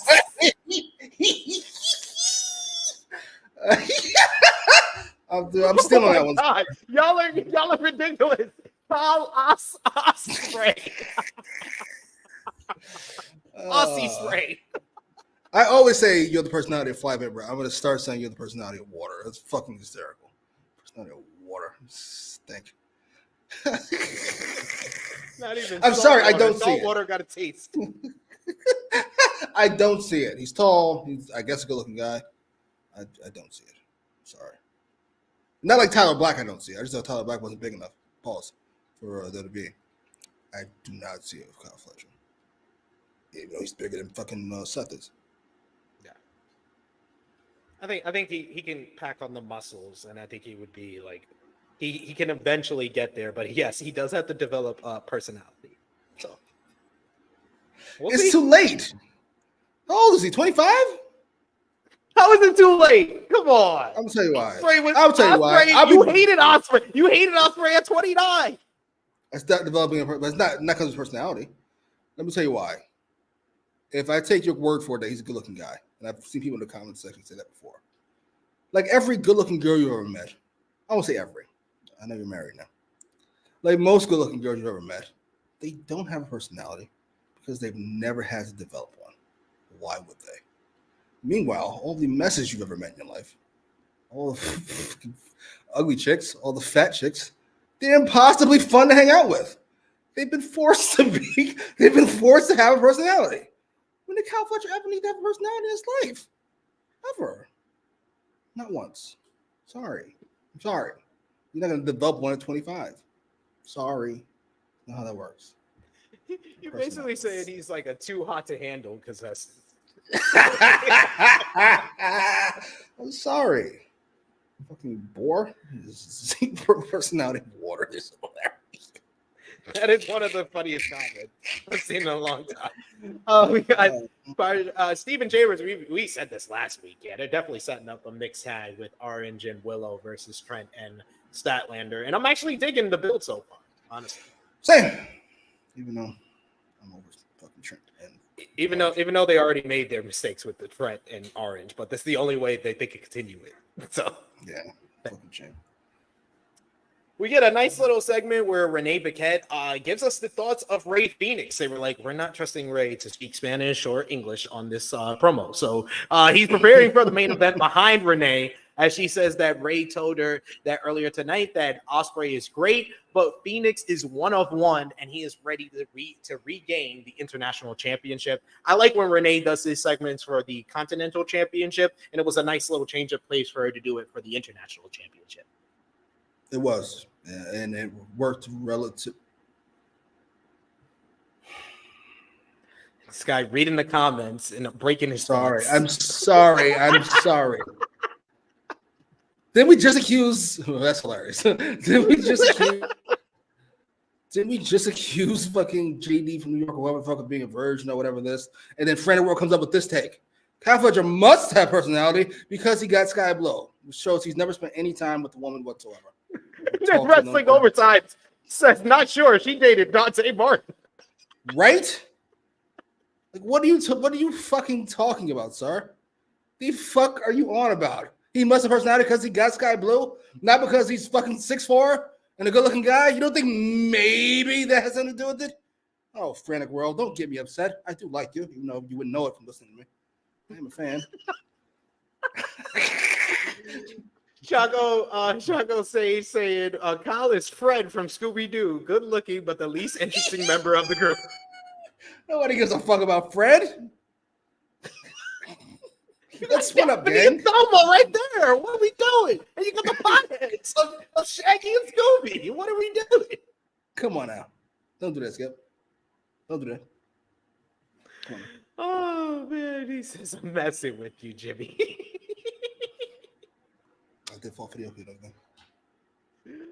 We get a fun announcement from me because everybody knows I'm a huge fan of New Japan and this man, Shingo Takagi, the never open weight champion, the greatest IWGP World Heavyweight Champion in the title's history. We get a video package of him saying that he is not only ready to come back to AEW, but he is ready for this year's Owen Hart Foundation tournament. So Shingo Takagi has entered his name alongside Bryan Danielson for the tournament. I like this addition. I like the fact that they talked about him being the Japanese Dragon. His nickname in Japan is the Rampage Dragon. So it makes me feel they called him the Japanese Dragon because we're going to get Shingo Takagi versus Bryan Danielson in the Owen Hart Cup at Forbidden Door in the first round. Japanese Dragon versus American Dragon. Sure. I know you don't care. I know. I mean, yes. I love that we just listen. I get it. It's Dragon, American Dragon. So we let him do whatever he wants to do. And apparently, what he wants to do is wrestle all these people I can talk about, and it's breaking my soul. He's in my top 5 favorite wrestlers. You know Shingo. He's from our days of going to Ring of Honor shows. He's my top 5 favorite wrestlers ever. But enough. But you know Shingo from our I didn't say people I don't know. I said people I don't give a fuck about. Sorry. Sorry, Charlie.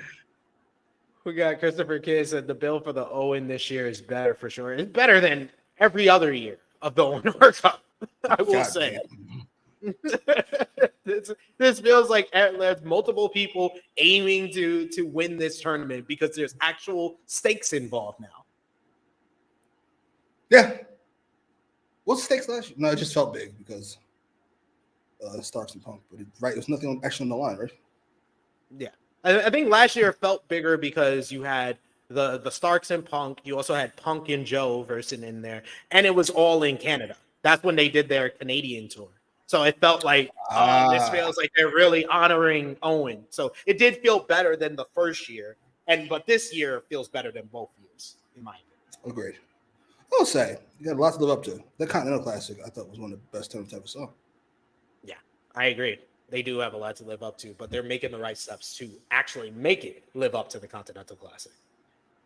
Backstage, we can hear from not Adam Pearce, Christopher Daniels, who backstage says that next week, Tony Khan made it official that the Young Bucks, Matthew and Nicholas Jackson, as well as Kazuchika Okada, will compete in eliminator matches. And if they lose their eliminator matches, the person will get a shot at their titles, their respective titles. He says that Okada is used to the Continental title rules of no seconds and no outside interference, but now the Bucks will have to deal with the same thing, and he says that they will not find out all their opponents, I guess, tonight, because we only found out who the Bucks will be facing, and of course they are facing Anthony Bowens and Max Caster, the Acclaimed, next week in an eliminator matchup, which I assume they're gonna lose to set up the title.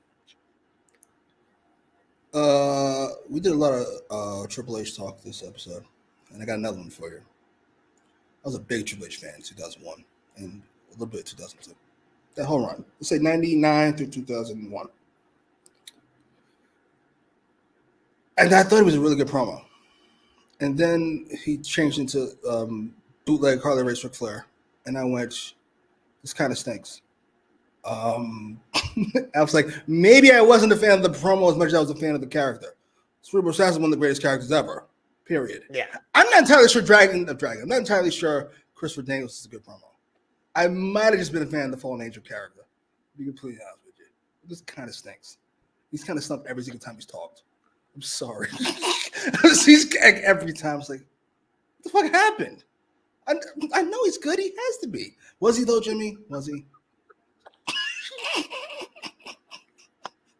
I don't know. Sorry.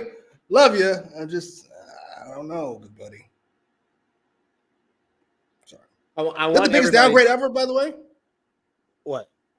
Fucking Triple H going from Cerebral Assassin to fucking Ric Flair Harley Race. This stinks. Absolutely. Because like Triple H as a Cerebral Assassin, he gave me every reason in the world to hate him. Triple H as bootleg Harley Race Ric Flair, I just didn't stop. I just wanted to stop watching. He almost made me stop watching wrestling completely. 2003, 2004, Triple H almost. There would not be a true heel heat if it wasn't for the Ring of Honors, the TNAs of the world that I just was like, all right, I gotta take a break from WWE. I'll come back for WrestleManias for a while, but I'm just gonna stick with this independent stuff because that's more interesting. I'm finding out new things. I'm watching Japanese wrestling. This is cool. But if I strictly was just watching WWE, there would not be this channel. I'm not even mad at that take. I'm just like, yo. Love Ric Flair, but I like Ric Flair as Ric Flair. Sorry, this stinks. I'm sorry, this is awful. I don't know what to tell you. We got another super chat donation from our good brother Will Chisholm, the GOAT. Thank you so much, Will. We always appreciate the support, as always. Why you so crazy? Take it easy. Take it easy. When Andrade was happy for like 2 seconds. Will says, I think it's funny that Tony signed Camille for almost 4 months and he's done nothing with her. Like, dang, I don't know. Is it to do with you now? Maybe she should have went to the PC. LOL. I appreciate the fact that apparently she did. That was like it wasn't 4 months ago. It was like 2 months ago that was first reported. But I appreciate the fact that he's not just throwing everybody on TV, that it seems like he's trying to come up with ideas for Camille and Megan Bain, but he does need to hurry up. I do agree with that. He's trying to come up with ideas. That just sounds hysterical. Tony Khan in the room, his hand on his chin, just thinking. That seems like it caused a headache for that cocksucker.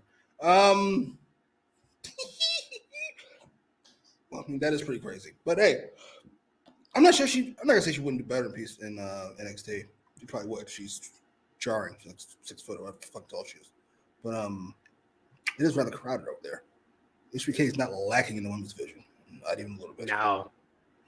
Their women's division is deep as hell, considering all those girls that were in the North American title match at Battleground, and then they did that whole running revolve door of promo at the end of the show, which was stupid to close your show with that. I don't know. That was just a bad weird choice. I know the women's title match was a mess, but it's a fun mess at least. Yeah, that was the best match on the Battleground show. The Jordan Grace and Roxanne Perez, man. So I like her with the red, by the way. That little red in her hair. She looks a little more heelish. I still can take it seriously. A little more heelish. She is. I've been a big fan of heel Roxanne Perez. Just me. Maybe it's just me. You see her new Hangman Alexander... character? Huh? See her new Hangman character? She's not taking CM Punk's advice. They had a little skit. Yes. You're a hypocrite. He is a hypocrite. He hasn't said a damn thing about Ricochet going through real glass. Absolutely. I'm sure you would all react very positively to CM Punk calling him a fucking idiot. Alexander says, was the Super Cedar run worse than the Triple H Reign of Terror?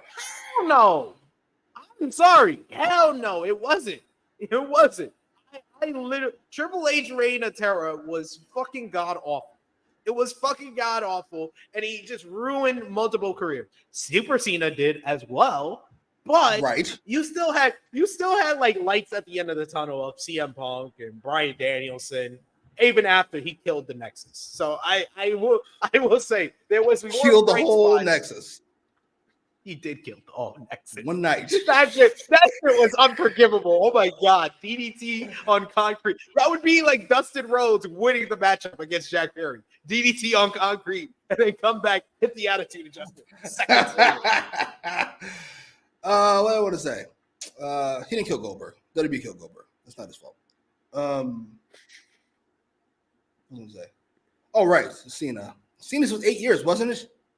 Minimum, 2006 to 2014. Is that when the Brock destruction takes place? Yeah, 14.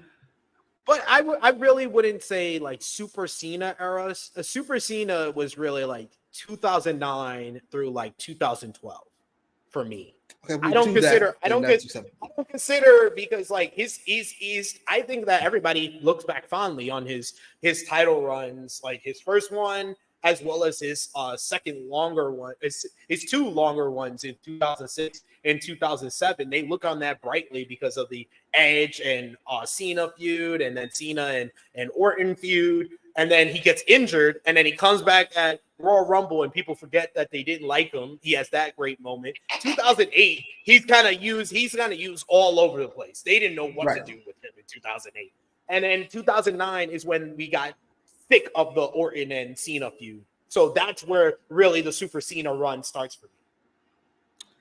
Here's my question, because I didn't want to get into it last night because you were like Dave was comparing Cody to Cena, and I wanted to say something, but I didn't. I kept it together, so I'll say it here, Michelle. We always put Austin, Rock, Hogan, Cena, and now Roman kind of in the same group of like super duper stars. But considering from 2006 to 2016, right? We'll say that Cena's run as the guy in the company. Yeah. Is a 10-year consistent drop. I would say it's 2015 to it's 2005 to 2015. 2005 to 2015 is a consistent drop in WWE ratings and buy rates. How are we putting Cena next to these guys? That's the only question I have to ask. Fair. I don't understand. It's fair. I just don't understand how Dave is making that comparison off of 3 months of Cody on top. like that's why I think the narrative that he's trying to create is insane, because we really don't have a large sample size to rate Cody next to John Cena. Not at all. And if this continues, it won't. I'm sorry. I love Cody. I'm glad he's here and glad he's gotten this run. He deserves this run he's currently gotten. However, come on now. He's not the most popular thing on SmackDown. Like, what are we talking about? He's a big star. He's one of the 9 stars in wrestling. But that's the way to put it. He's one of 9 instead of the one. Wait, 9? Yeah, I'll go 9. 9 sounds right. Roman. That sounds about. Cody, Punk, Rhea, Becky, MJF, Omega, Logan, Rollins. 9. Done. 8 of them are hurt. How many fucking them are hurt? A bunch of them. Half of that list is out. Half of that list is either injured or taking leaves of absences. Alexander says that Nexus angle was the perfect time for Cena to turn heel. Yes, he should have just joined the Nexus. They didn't even know how to do that fucking shit, yo. It was the simplest fucking layup ever. They had him lose the match to join the Nexus and then never committed. That was just my god. So much fun. So much fun. It's a perfect group too. Cena as the star of that group. Heel Cena. Yes. He said it was all a plan to take this over. Would have been great. Too bad. Next up, we get tag team action. The Premier Athletes versus everyone's favorite new buddy cop film, Samoa Joe and Hook. We go backstage where Katsuyori Shibata has a camera and he's following along Joe and Hook. And Joe has a theory. He tells Hook that your dad, he loves the color orange so much. I think it's because he's from New York, the Syracuse orange. And Hook tells him that no, he hates the orange. He hates the Syracuse orange. And they walk through. Joe asks Hook, did he stretch? They do a little stretch. And then they come out. They interrupt Premier Athlete's entrance and jump them.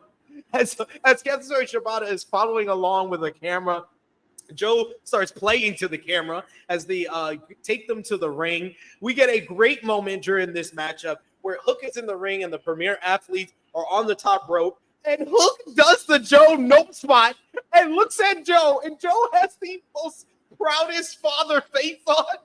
I started laughing. I was like, this is great. The finish was also great as we get Joe with the Kakita clutch on Tony Nese from the apron as Hook has the red rum on Daivari in the ring. Meanwhile, on the outside, Mark Sterling is getting choked out by Shibata, and he has the best sell of it. This was good. I really like this Hook and Samoa Joe little buddy cop thing that they doing backstage. Collision was even better, where they were talking. He talks about Hook being a lacrosse player. He's like, what's the deal with lacrosse? He's like, it's like soccer and hockey combined. And Hook says it's the oldest sport in the world. He was like, what? No one's heard of lacrosse. And then they go and jump Premier Athletes in their locker room. I'm enjoying this little buddy cop film that's happening. What did you think? It's an interesting use of both guys. I think I like it. I don't know how long I like it though. Pause. I'll let you know. It may have an expiration date on it. I will agree. Oh, certainly. We'll see. We shall see. I enjoyed it quite a bit. Next, we get a video package from the number one contender for the TBS Championship and reigning NJPW Strong Women's Champion, Stephanie Vaquer. They talk about Mercedes coming for the title that was supposed to be hers to begin with. However, the belt is Vaquer's, and she's working hard every single day while Mercedes is sitting around and walking red carpets, and she's not going anywhere. And at Forbidden Door, she will become the first TBS and NJPW Strong Women's double champion. Any thoughts? Her voice is heinous. I don't mean to be rude. But she's got mouse voice. Please shut up and wrestle. I cannot. What the fuck? She's jarringly attractive and she's very talented.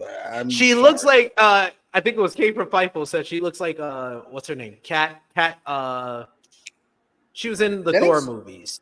Yeah, Kat Dennings. She looks like Kat Dennings. Yeah. She does look like a slimmer Kat Dennings. That's a really good call. Yes. We'll talk. I do love how everybody's reminiscing about the Super Cena era in the chat. We got Around the Point Network that says SummerSlam 2010. I try to forget, even if it was Bryan's return. We also got Power Driver Finisher saying, I love these Joe Hook segments. We got Annika who says, yep, my favorite thing of the night. We also got Power Driver Finisher says they were prepared to catch up motherfuckers lacking. Yes. Indeed. And then yes, Annika with the nice little like mom comment saying, oh, your first walk away spot. And then we got, that was a report that was reported earlier today that the MXM, the former Maximum Male Models, are going to debut on AEW Collision on Saturday. I'm not sure why I read this as Eminem, and I was like, I didn't know Joey Mercury was a free agent. I was so hyped, and now I'm not. Sure. Hey, we've seen. I feel like if they were to sign with AEW, they could have the same type of impact that 2.0 did, where it's not a big impact, but they would be used a lot more and better and more effectively than they were in WWE. Oh, that's not difficult. Yeah, sure. We can have a nice little fun run, and I hope it lasts about as long as 2.0's did. A little shorter. We've tapped out on this, right? It feels like we have. Yeah. We do have another super chat donation from our good brother Will Chisholm once again. Thank you so much, Will. I'm hurt and I'm old and I'm fucking tired and I work with fucking children. Will says, I heard Mama Rhodes is going to be at the PLE. I would have AJ act like he's going to hit Mama Rose with the Styles Clash, and that makes Cody lose. He can get it back at Money in the Bank. I've been seeing this throughout social media. Ever since Cody posted the photo with him and his mom, people are convinced that she's going to be involved in the finish, and because WWE loves their finishes where babyfaces say I quit to save a family member, that she's going to be involved, and that's how AJ is going to win the title. I'm really hoping for this now. I don't think I see it, but I'm really hoping for it. I don't think Cody's reign needs to be a year long to be a success. Like I prefer if it fucking wasn't, quite frankly. Yeah, he can get it back at Survivor Series or whatever the fuck. It's not important. He just needs it so The Rock can take it. Cody's going to be a multi-time WWE champion. That's for sure. That's for sure. We got here in the chat. Proud German finisher saying more hot chicks on TV, please. Oh, what's my man's name who's always here talking about armpits? Is this your burner account? Fuck is his name? Oh. I hate you. I hate you so much. I'm totally forgot. I'm totally blanking on that guy's name. Around the point network saying MXM vignettes in AEW would hit. Yeah, they're very funny. They're very funny together. So I wouldn't say it's the worst thing in the world, them coming through.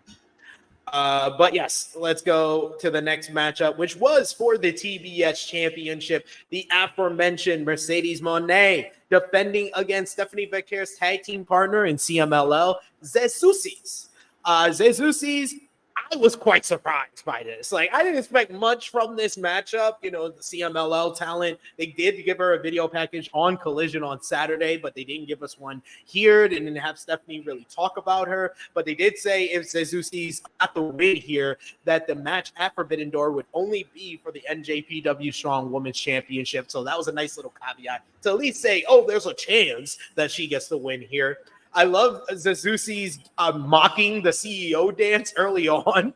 Monet got enough of that. She does a deja vu head scissors for a 2 count. She does a rope walk arm drag, but Zusi's met her with a roll up pin attempt for a 2 count. We get a roundhouse kick from Zusi's that lays out Monet as both ladies went to the floor, where Monet hits a step-up arm drag off the commentary table that looked really good. Zusi's battles back. She hits a quick drop kick and hits one of the wildest dives that had me and Jimmy both messing with each other. Like, what the fuck? Did she just throw Mercedes on that one? Back in the ring, Zusi's battles back with another quick drop kick. Monet is trying to fight back with some multiple pinning attempts. Zusi wants the finish, but Monet's able to flip out of it with a fireman's carry into a Hurricane Rata for a 2 count. We get Monet fighting out of the corner. She hits a sunset flip, but Zusi's rolls through. She hits a Meteora for another near fall. Monet hits a bulldog and then a corner double knees and then a Meteora off the top rope for a 2 count of her own. We get a 3 Amigos attempt by Monet, but Zusi cuts off the third of the 3 Amigos. She counters and hits one of the sickest moves I've seen in quite some time, a double underhook lung blower that Mercedes sold like death. It was quite good. Zusi goes to the top rope. She goes for a moonsault, but Monet moves out the way and does a great setup for the moneymaker, where she flips over Zusi's, grabs the arms, hits the moneymaker for the 1, 2, 3. Probably the smoothest she's hit the moneymaker since her debut. Really damn good matchup here as Mercedes Moné retains the TBS Championship. What did you think? Really good match. Really good, strong. Good match. Thanks. Mercedes is really good selling. She's a really good bumper. She's got fantastic facial expressions. Like, after that double lung blow, her face looks like she might actually be dead. Like, this is the end. She's got that kind of look. Oh, shit. I can't believe it just happened. She's fucking fantastic, except when she decides to dance in the middle of the ring. That's a baby face. What the fuck are you doing? You just come across like you come across like a complete asshole. I don't understand. I don't understand even a little bit. But hey, whatever. Feel free. She'll realize It's at what point it's going to become the new Nana dance where you're going to see fans. Oh my God! I can see wrestling fans. C-E. Ugh. But hey, she realizes she's a heel at some point. I don't know when that is, but she will. Oh, there we go. Thank you, Chilling with Chase and Annika, who said Film Nation. Yeah, that was his name. Film Nation was the name of the account who loved the armpits. And Annika says, "Don't ask me why I remember him." I love you two talking about like he's dead. He was just here last week.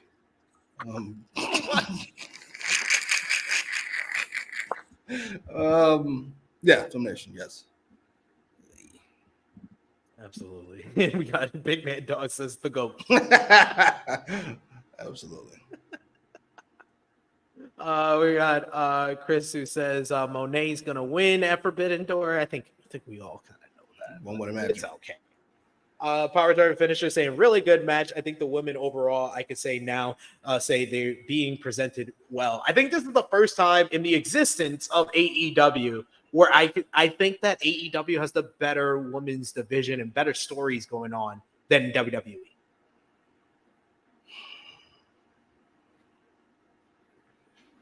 I say the better stories at the moment. I don't know if I can say fucking a better division at the end of the day.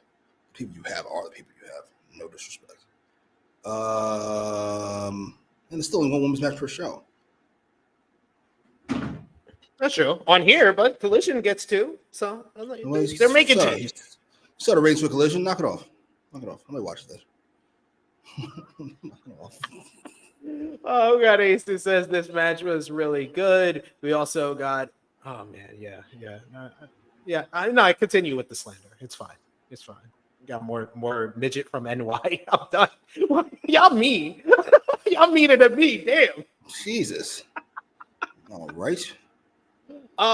We got what I wish. I actually messaged Jimmy, I think it was, when this video dropped on social media, and I was like, this needs to be on Dynamite. And then I was thankfully relieved when it was showed. The excellent video package introducing Mina Shirakawa, former 5-time Stardom champion, Trios champion, Tag Team champion, and Singles champion. Talks about her history in Stardom, as well as our partnership and friendship. They did the little crossing of the pinky fingers with Mariah May, how they created Club Venus together when they were in Japan. And Mariah May says that she's not only charismatic, but she is one of the most vicious competitors in the ring. So she is lucky that they are friends. And that leads into backstage where Renee Paquette interviews timeless Toni Storm, who has Mariah May snuggling on her bosom. And she pets May, and who thanks Storm for entering into the Owen Hart tournament as she did on Collision this past Saturday. May said that she has some good news, that Mina is coming back next week. Storm did not look pleased by that. And she wants a contract signing. And Mariah May says that she will be the host to make sure everything goes smoothly. Paquette reminds Storm that she has a matchup against Alex Windsor on AEW Rampage this Friday. And Storm says that everybody is after the caboose that holds the AEW Women's World Championship. She will take care of Alex Windsor. And then next week, she will sign the contract before she beats Mina Shirakawa at Forbidden Door. Any comments on the video package or the promo here from Toni Storm and Mariah May? The video package was fantastic. It was fantastic the first time I saw it. Glad everybody else got to see it on Dynamite. Big Man Dog saying specific people like it too much, and then right under it, friend of the world goes, I loved it. Not a quinky nigga. Not a quinky chink at all. No, it's me. I loved it because it looks like a Japanese commercial with the little graphics, with the heart, with the little kawaii. Like, it was great. It was really well done. I'm not sure I'm looking forward to their match. I'm looking forward to the rest of their feud if that makes any sense. Like, I'm a fan. I'm a fan. I understand. Sorry. But this is the right person for them to bring in as like the Stardom star that they're introducing to the AEW audience, because she has so much charisma and she speaks great English in that video package. She does. And it's. Well, the question is, are enough people going to give a fuck by the time the match happens? Like, give a fuck about who wins the match. I guess would be the best way to put it. I love Old Nutty said, at first I thought Zusi's was just a random top-heavy lady. But then that dive on Mercedes sold me. I think it sold all of us. Murder. I think all of us, me and Jimmy were talking like that. Yeah, she's top-heavy. I'll say that because that will save me with the misses. But then that dive happened, and we both were like, holy shit, she's actually good. Little murder goes a long way. I'm here for it. We got another super chat donation from the one and only, the GOAT, Will Chisholm. Thank you so much, Jesus. Will, as always. That's fucking bullshit. Oh. I'm talking about that hypocrisy with CM Punk. She's not funny. Why are you laughing like that? Fake ass nigga. Love you, sir. What this? Sorry, SP3. The Swerve dance works because the theme is good. Mercedes' theme is okay at best. Those bars are mid at best. She's no John Cena. LOL. It's so weird having the CEO chants in the song. It's heinous. It's like having Goldberg chants in the song. It's weird. CEO. She's talented, by the way. She's talented. She's not creative. Please. Man, keep all your ideas to yourself. The song stinks. This character stinks. Just get in the ring and wrestle. Shut up. Hey, Tony Khan knew to just have Mercedes wrestle. That's been the key difference to the build-up for Forbidden Door and Double or Nothing. He's having Mercedes wrestle, so the Forbidden Door build is coming off a lot better than she did in a couple of the paces to Double or Nothing. Yes, this is much better. She's one of the best wrestlers on the planet. Should be wrestling more. And yes, Chase with a great fact here saying Mina got her degree in English and American literature. And I was telling Jimmy that she used to do the English announcing for Stardom. So she is very fluent in English. So she, like I said, she's the perfect person from Stardom to bring over for a main matchup at Forbidden Door. Do you turn Mariah at fucking Forbidden Door or you wait? Yeah, I think that Mariah is got to be involved in the finish for Forbidden Door. I don't know if it's like by accident she cost Mina, but some way, somehow, she's going to be the deciding factor. Fair enough. Yeah. We got next, and I really enjoyed Tony giving her a spot in the Owen Hart Cup. It made up for, it was kind of like she was making up for the fact that she didn't help her get the win against Saraya. That she was like, I'm going to give you the same opportunities that I got. And she was introduced in the Owen Hart Cup. So I thought that was great storytelling there. Like I said, I think Tony and Mariah May, we said it last week, it's the best story that AEW has been, long-term story. Yeah, I would agree. Really well done. Next up, the highest rated segment of the show, I'm sure. TV time with the learning tree. The big Redwood Big Bill, who might be my favorite person in this act right now. He's going over all of these nicknames for Jericho. He actually hears one of the fans like insult him. He's like, "You got me there," which is my favorite line he does. He introduces the Socrates of pro wrestlers, the guru of giving back, the Michael Jordan of Michael Jordans, Chris Jericho. Hi guys, thanks guys. Jericho comes out and he plugs his new Learning Tree t-shirt, which says "Hi guys" to him waving. Oh my God, it's amazing. He says that it came out 15 minutes ago and is already a top-selling t-shirt. He then says, "Who wants a t-shirt? Who wants a t-shirt?" Everybody's like, yeah, and he puts the t-shirt back in the podium. I love this guy. Jericho then tells the Iowa crowd how to properly grow corn, which he ate earlier and was a little rough for him, brother. He says that you need to have your soiling your crops a little bit better. And then Brian Keith gets on the mic, and yes, Brian Keith his angry brother from Martin. We realized this last night. He says, if you want to grow your lame ass corn, you better respect Chris Jericho. They then bring out Isaiah Cassidy and Mark Quinn of Private Party. They bring them out as Bill is dancing to their entrance theme. Big Bill was the best part of this whole segment. Jericho reminds folks that if you're going to do your shots, they're better have a designated driver, guys. Jericho puts over Zay and Quinn, but said that one thing they haven't been doing is winning matches lately. Jericho talked about how he was like, I don't know who trained you guys, but he hasn't been doing an effective job. He was like, I was trained by Stu Hart in the dungeon, and he learned how to wrestle properly. He says that how Zay and Quinn climb the ropes is not properly done. Zay asks Jericho to teach them. He says that they want to learn under the learning tree, and he says that some people would even call Chris Jericho the Caitlin Clark of AEW. Jericho says that he'll climb the ropes like Owen Hart taught him, foot by foot. But Zay and Quinn apparently were watching the Karate Kid over the weekend, and they sweep the leg. This leads to them tossing out Big Bill and Brian Keith from the ring. They execute some dives on both men before Zay and Quinn properly climb the top ropes. Zay hits a swanton bomb while Quinn hits a shooting star press as they bail through the crowd as Keith and Bill hit the ring again, and they start dancing with the fans in the front row. Like we said before, I don't think this was the strongest learning tree segment. I like the first half. Jericho just on his own, just being this obnoxious character worked, but it just didn't vibe too well with Private Party, and especially Private Party getting the last laugh on three guys. It was just jarring for usually a team that jobs to everybody. So weird. I remember the last 4 times they were on Dynamite, but I feel like one of the last 4 times they were here, I thought they turned heel. Didn't that turn heel? Yeah, they did in that mini feud with Top Flight. When was that?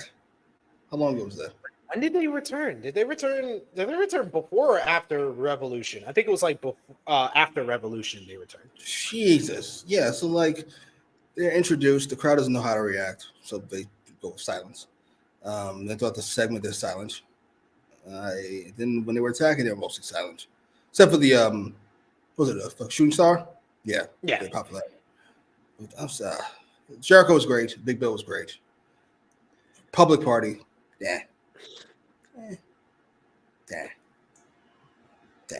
Sorry. Hey, I think they could learn something from the learning tree. Yes. Join the group. Yeah. Public Party. Give it to us.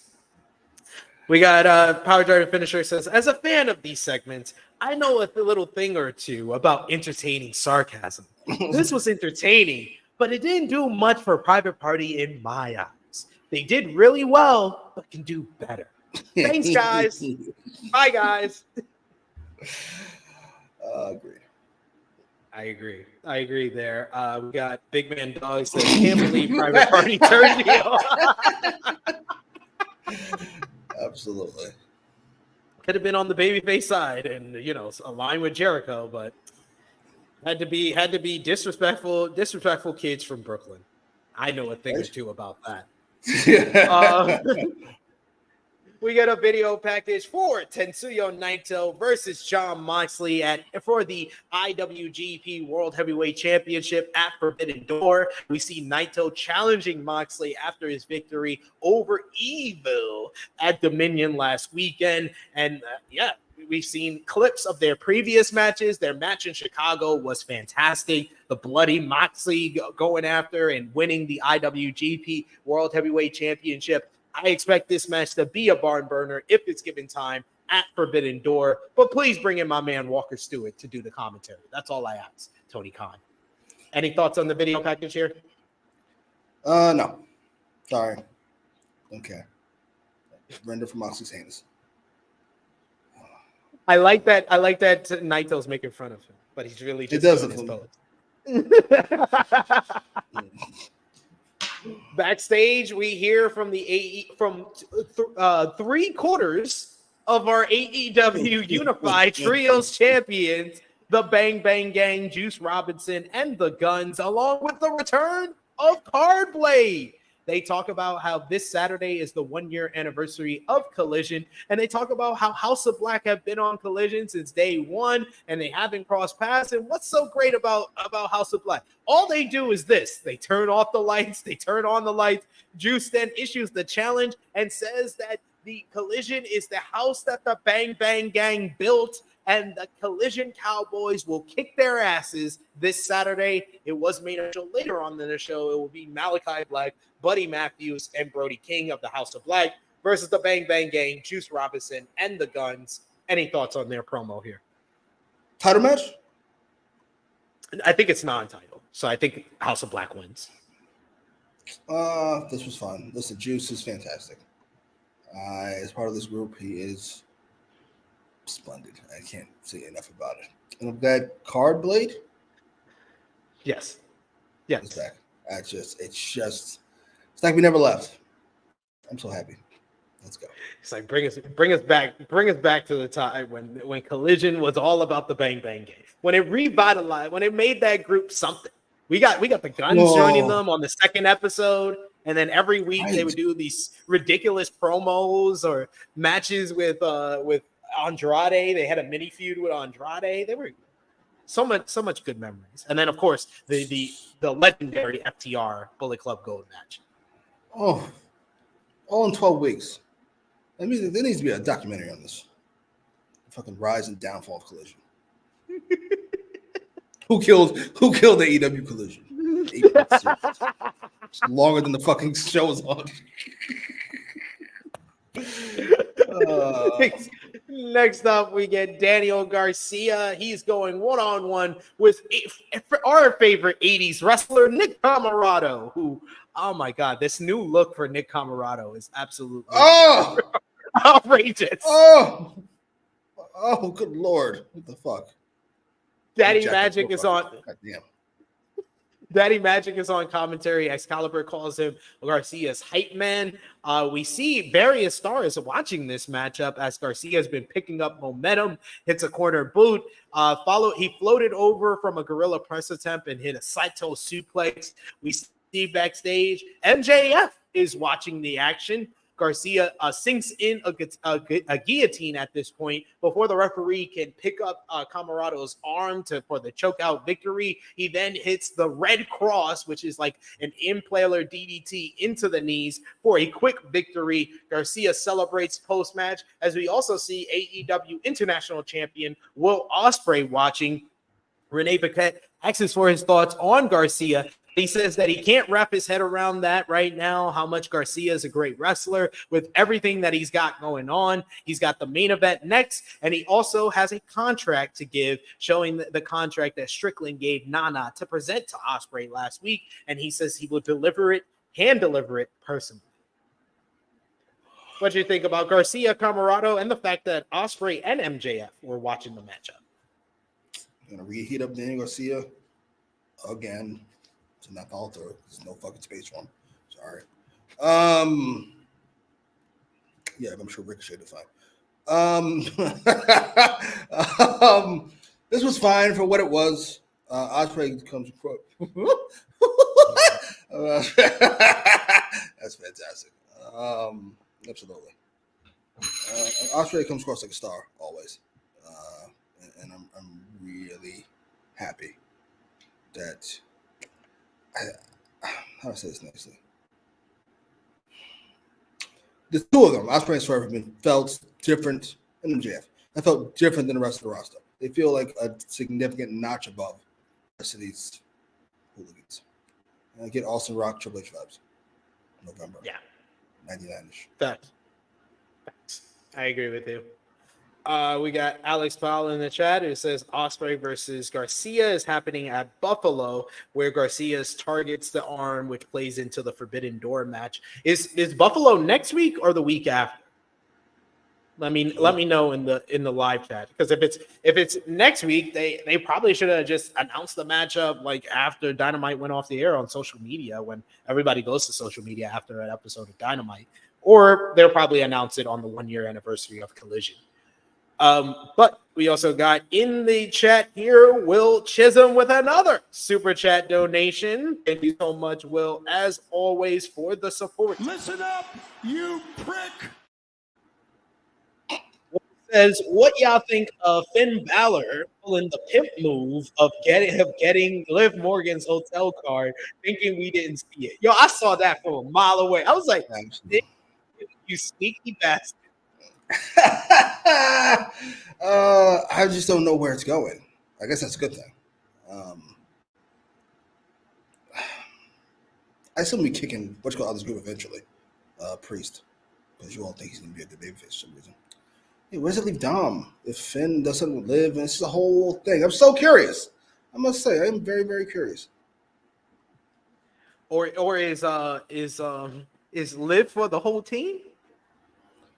I gotta be honest. Liv gives those vibes on TV, not in real life. If I get myself in trouble on TV, she gives "I'm for the team" vibes. Or more importantly, I'll do whatever the fuck I have to get what I want vibes. It doesn't even matter. I'm here for it. Hey, I love it. We got Alex Powell says the go home show, I believe. Oh, that works. That works if and especially if like Garcia attacks the arm so much that Will like thinks about doing the Storm Driver and it plays into the pay-per-view matchup. So I like all this. Good plan, guys. Finally, before the main event matchup, we hear from Pac, who is backstage and says that it's been loss after loss in his triumphant return to AEW. It's humiliating, as he's supposed to be a bastard, but he feels like a bitch. The good news is that ends now, as he's angry again, which is when he's at his very best. Pac says that his road to redemption goes through the Owen Hart Foundation Cup, something that he'll win, and he'll finally go on to win the AEW World Title, and he'll do it at Wembley Stadium.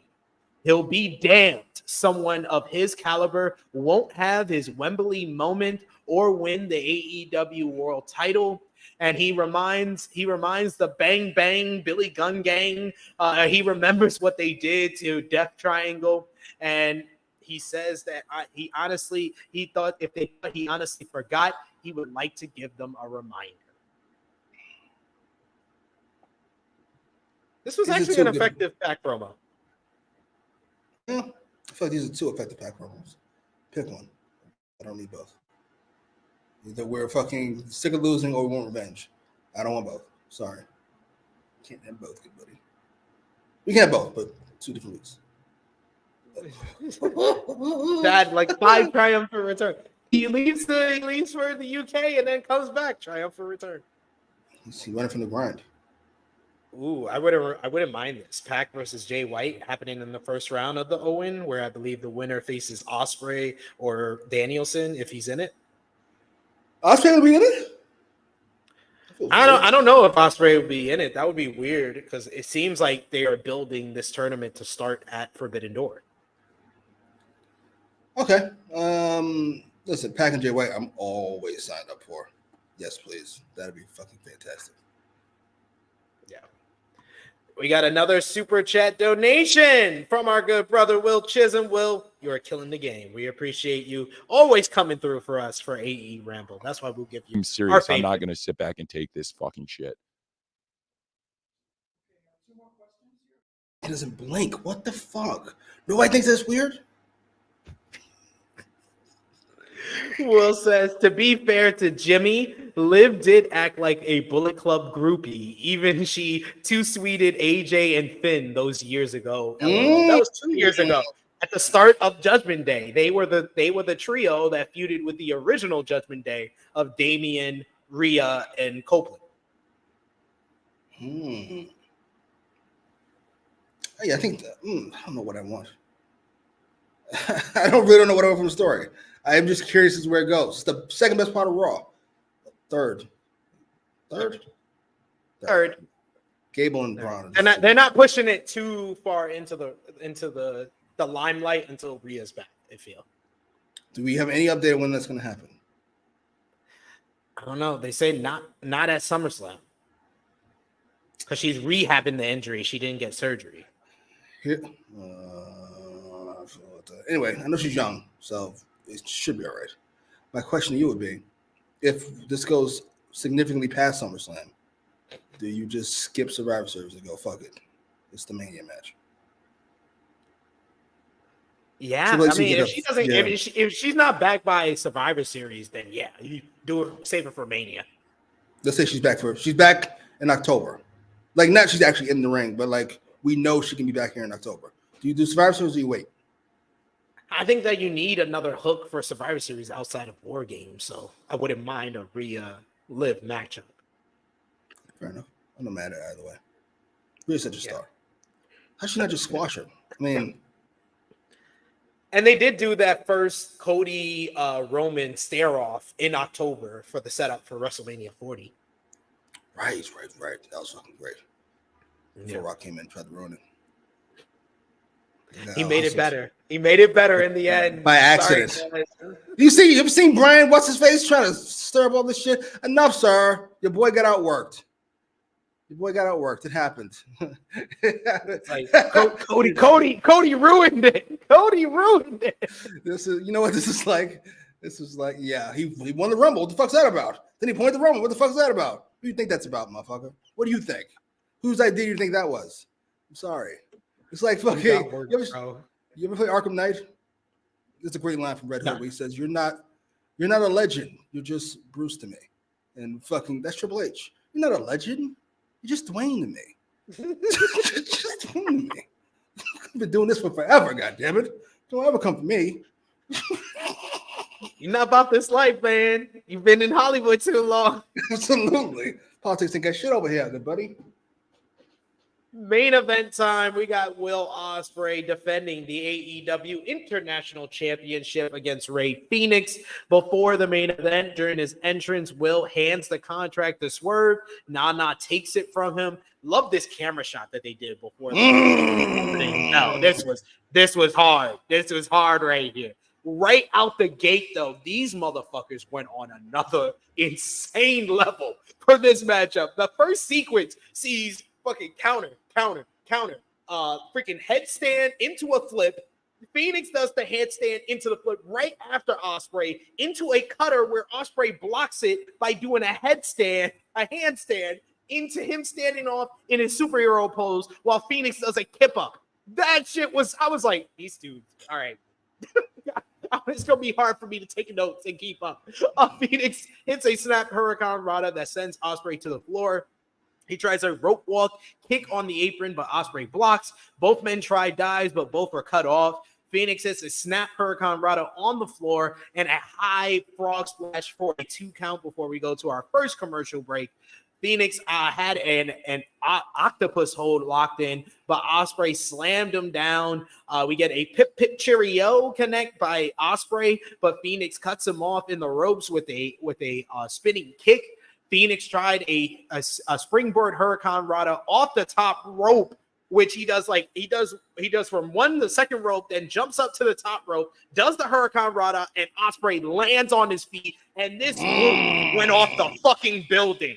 As if this roof, they were going crazy. Excalibur brings up that they did a similar spot in 2016 at Battle of Los Angeles in PWG. Ospreay tries for a spinning DDT, but Phoenix escapes. He avoids the hidden blade, only for Ospreay to hit some ridiculous. It's like he's going for an air raid crash. But then he said on social media, he said the air raid crash sucks, so I invented a new move where he does an air raid crash into a Michinoku driver. I was like, I've never seen that before. A 2 count. That's a 2 count. We go to the picture-in-picture final break of the night. Phoenix locks in the octopus hold, which is turned into a nasty-looking crucifix bomb. He hits a backflip out of the corner into a German suplex. Both men counter each other's finisher. Ospreay hits the wall walk enziguri, but Phoenix avoids it. The first Oscutter attempt, but he's not able to avoid second. Ospreay only gets a 2 count. Phoenix counters the hidden blade again into a rolling Hurricane Rana, a thrust kick into the corner. He goes for his rolling cutter out of the corner. Ospreay catches him in midair with the most wicked hidden blade. That shit in the picture is just awesome. Then he goes to the top rope. He looks directly at Swerve and he says, "Whose house?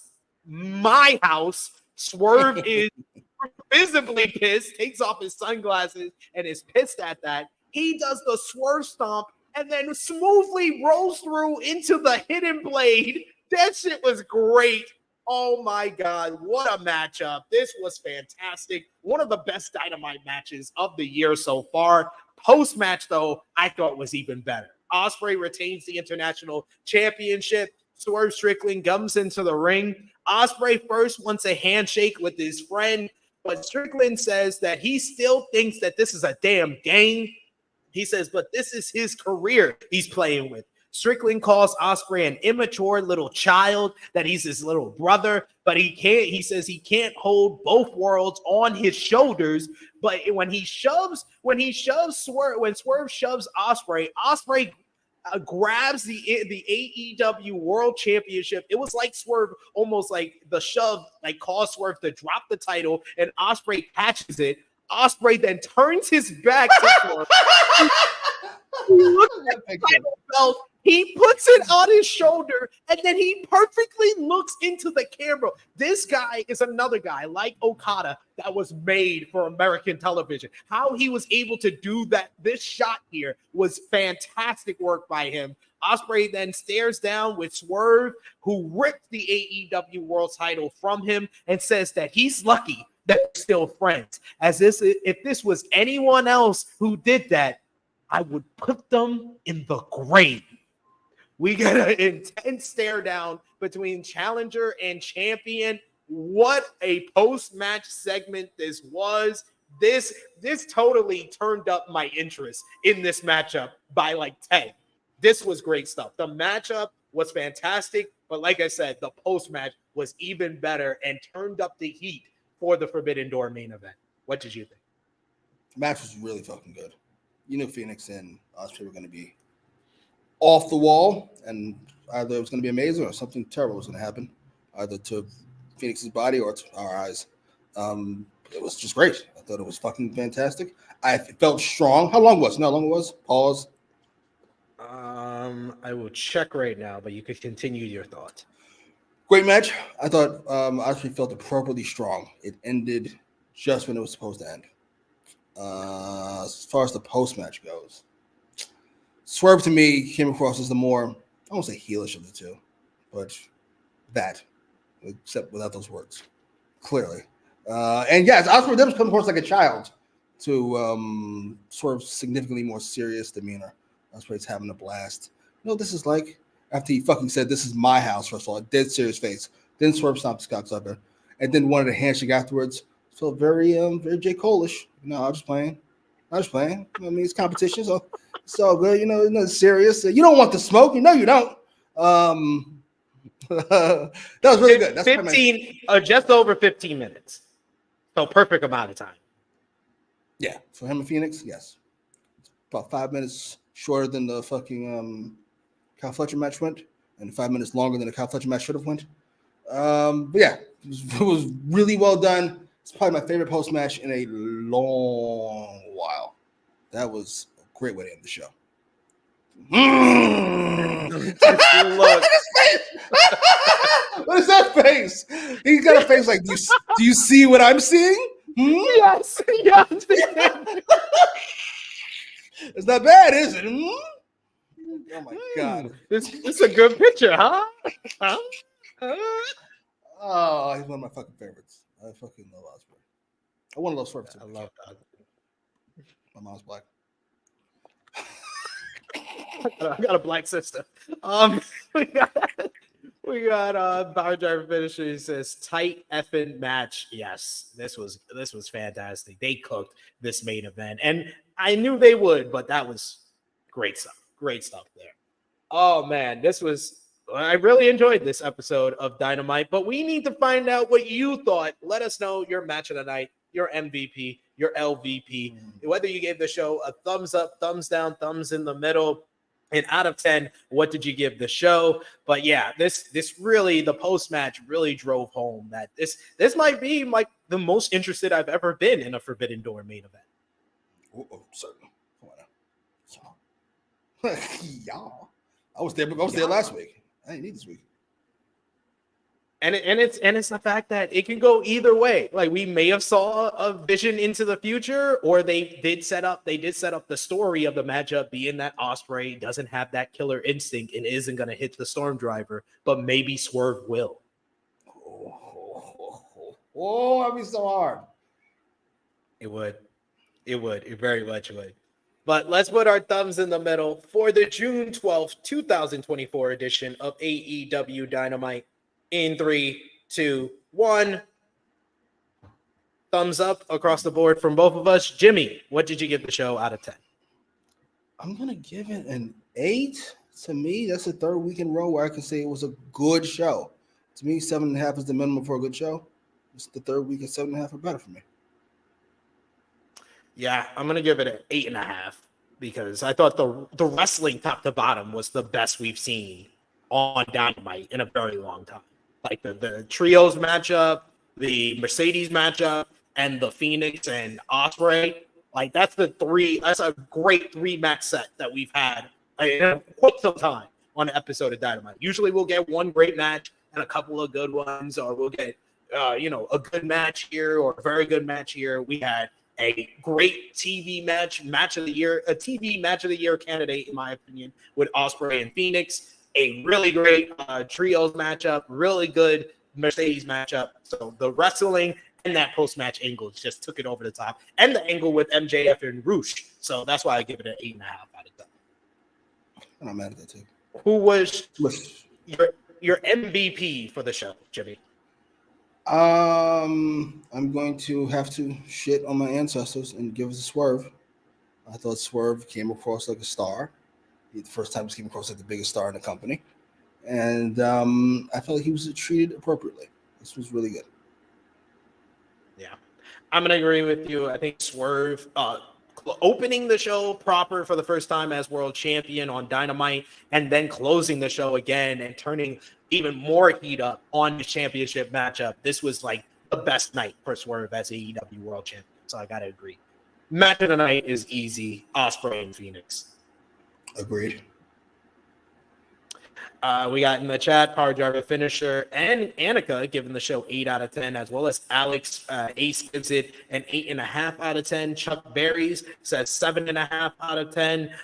We got Annika, I think she's talking about the shot of Ospreay, saying it was perfect. Indeed, I agree with that as well. And who was your LVP for the show, Jimmy? I'm going to go private party. Sorry. Exactly. No pop. I'm sorry.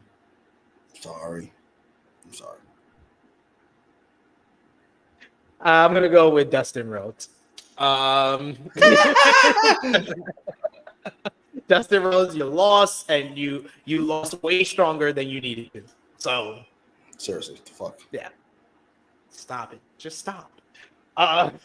We got another super chat donation before we sign things off from Chuck Berries. Thank you so much, Chuck Berries, once again. You guys have killed it today with these super chat donations. Let's fucking go. That. Indeed. Chuck Berry says, do you guys think that TK would be willing to remove Bobby Cruz and bring in Samantha to sweeten the deal for Ricochet? I think Samantha has a couple of more years on her WWE deal. That's not how things work. Thank God. Number 2, if she didn't, you should remove everybody. Samantha's better than everybody, not named fucking Bruce Buffer. Like, knock it all the way off. Bobby Cruz. She's better than freaking Justin Roberts. Yeah. Yeah. Hit the bricks. I'm out of here. Sorry. No disrespect to whoever those people are.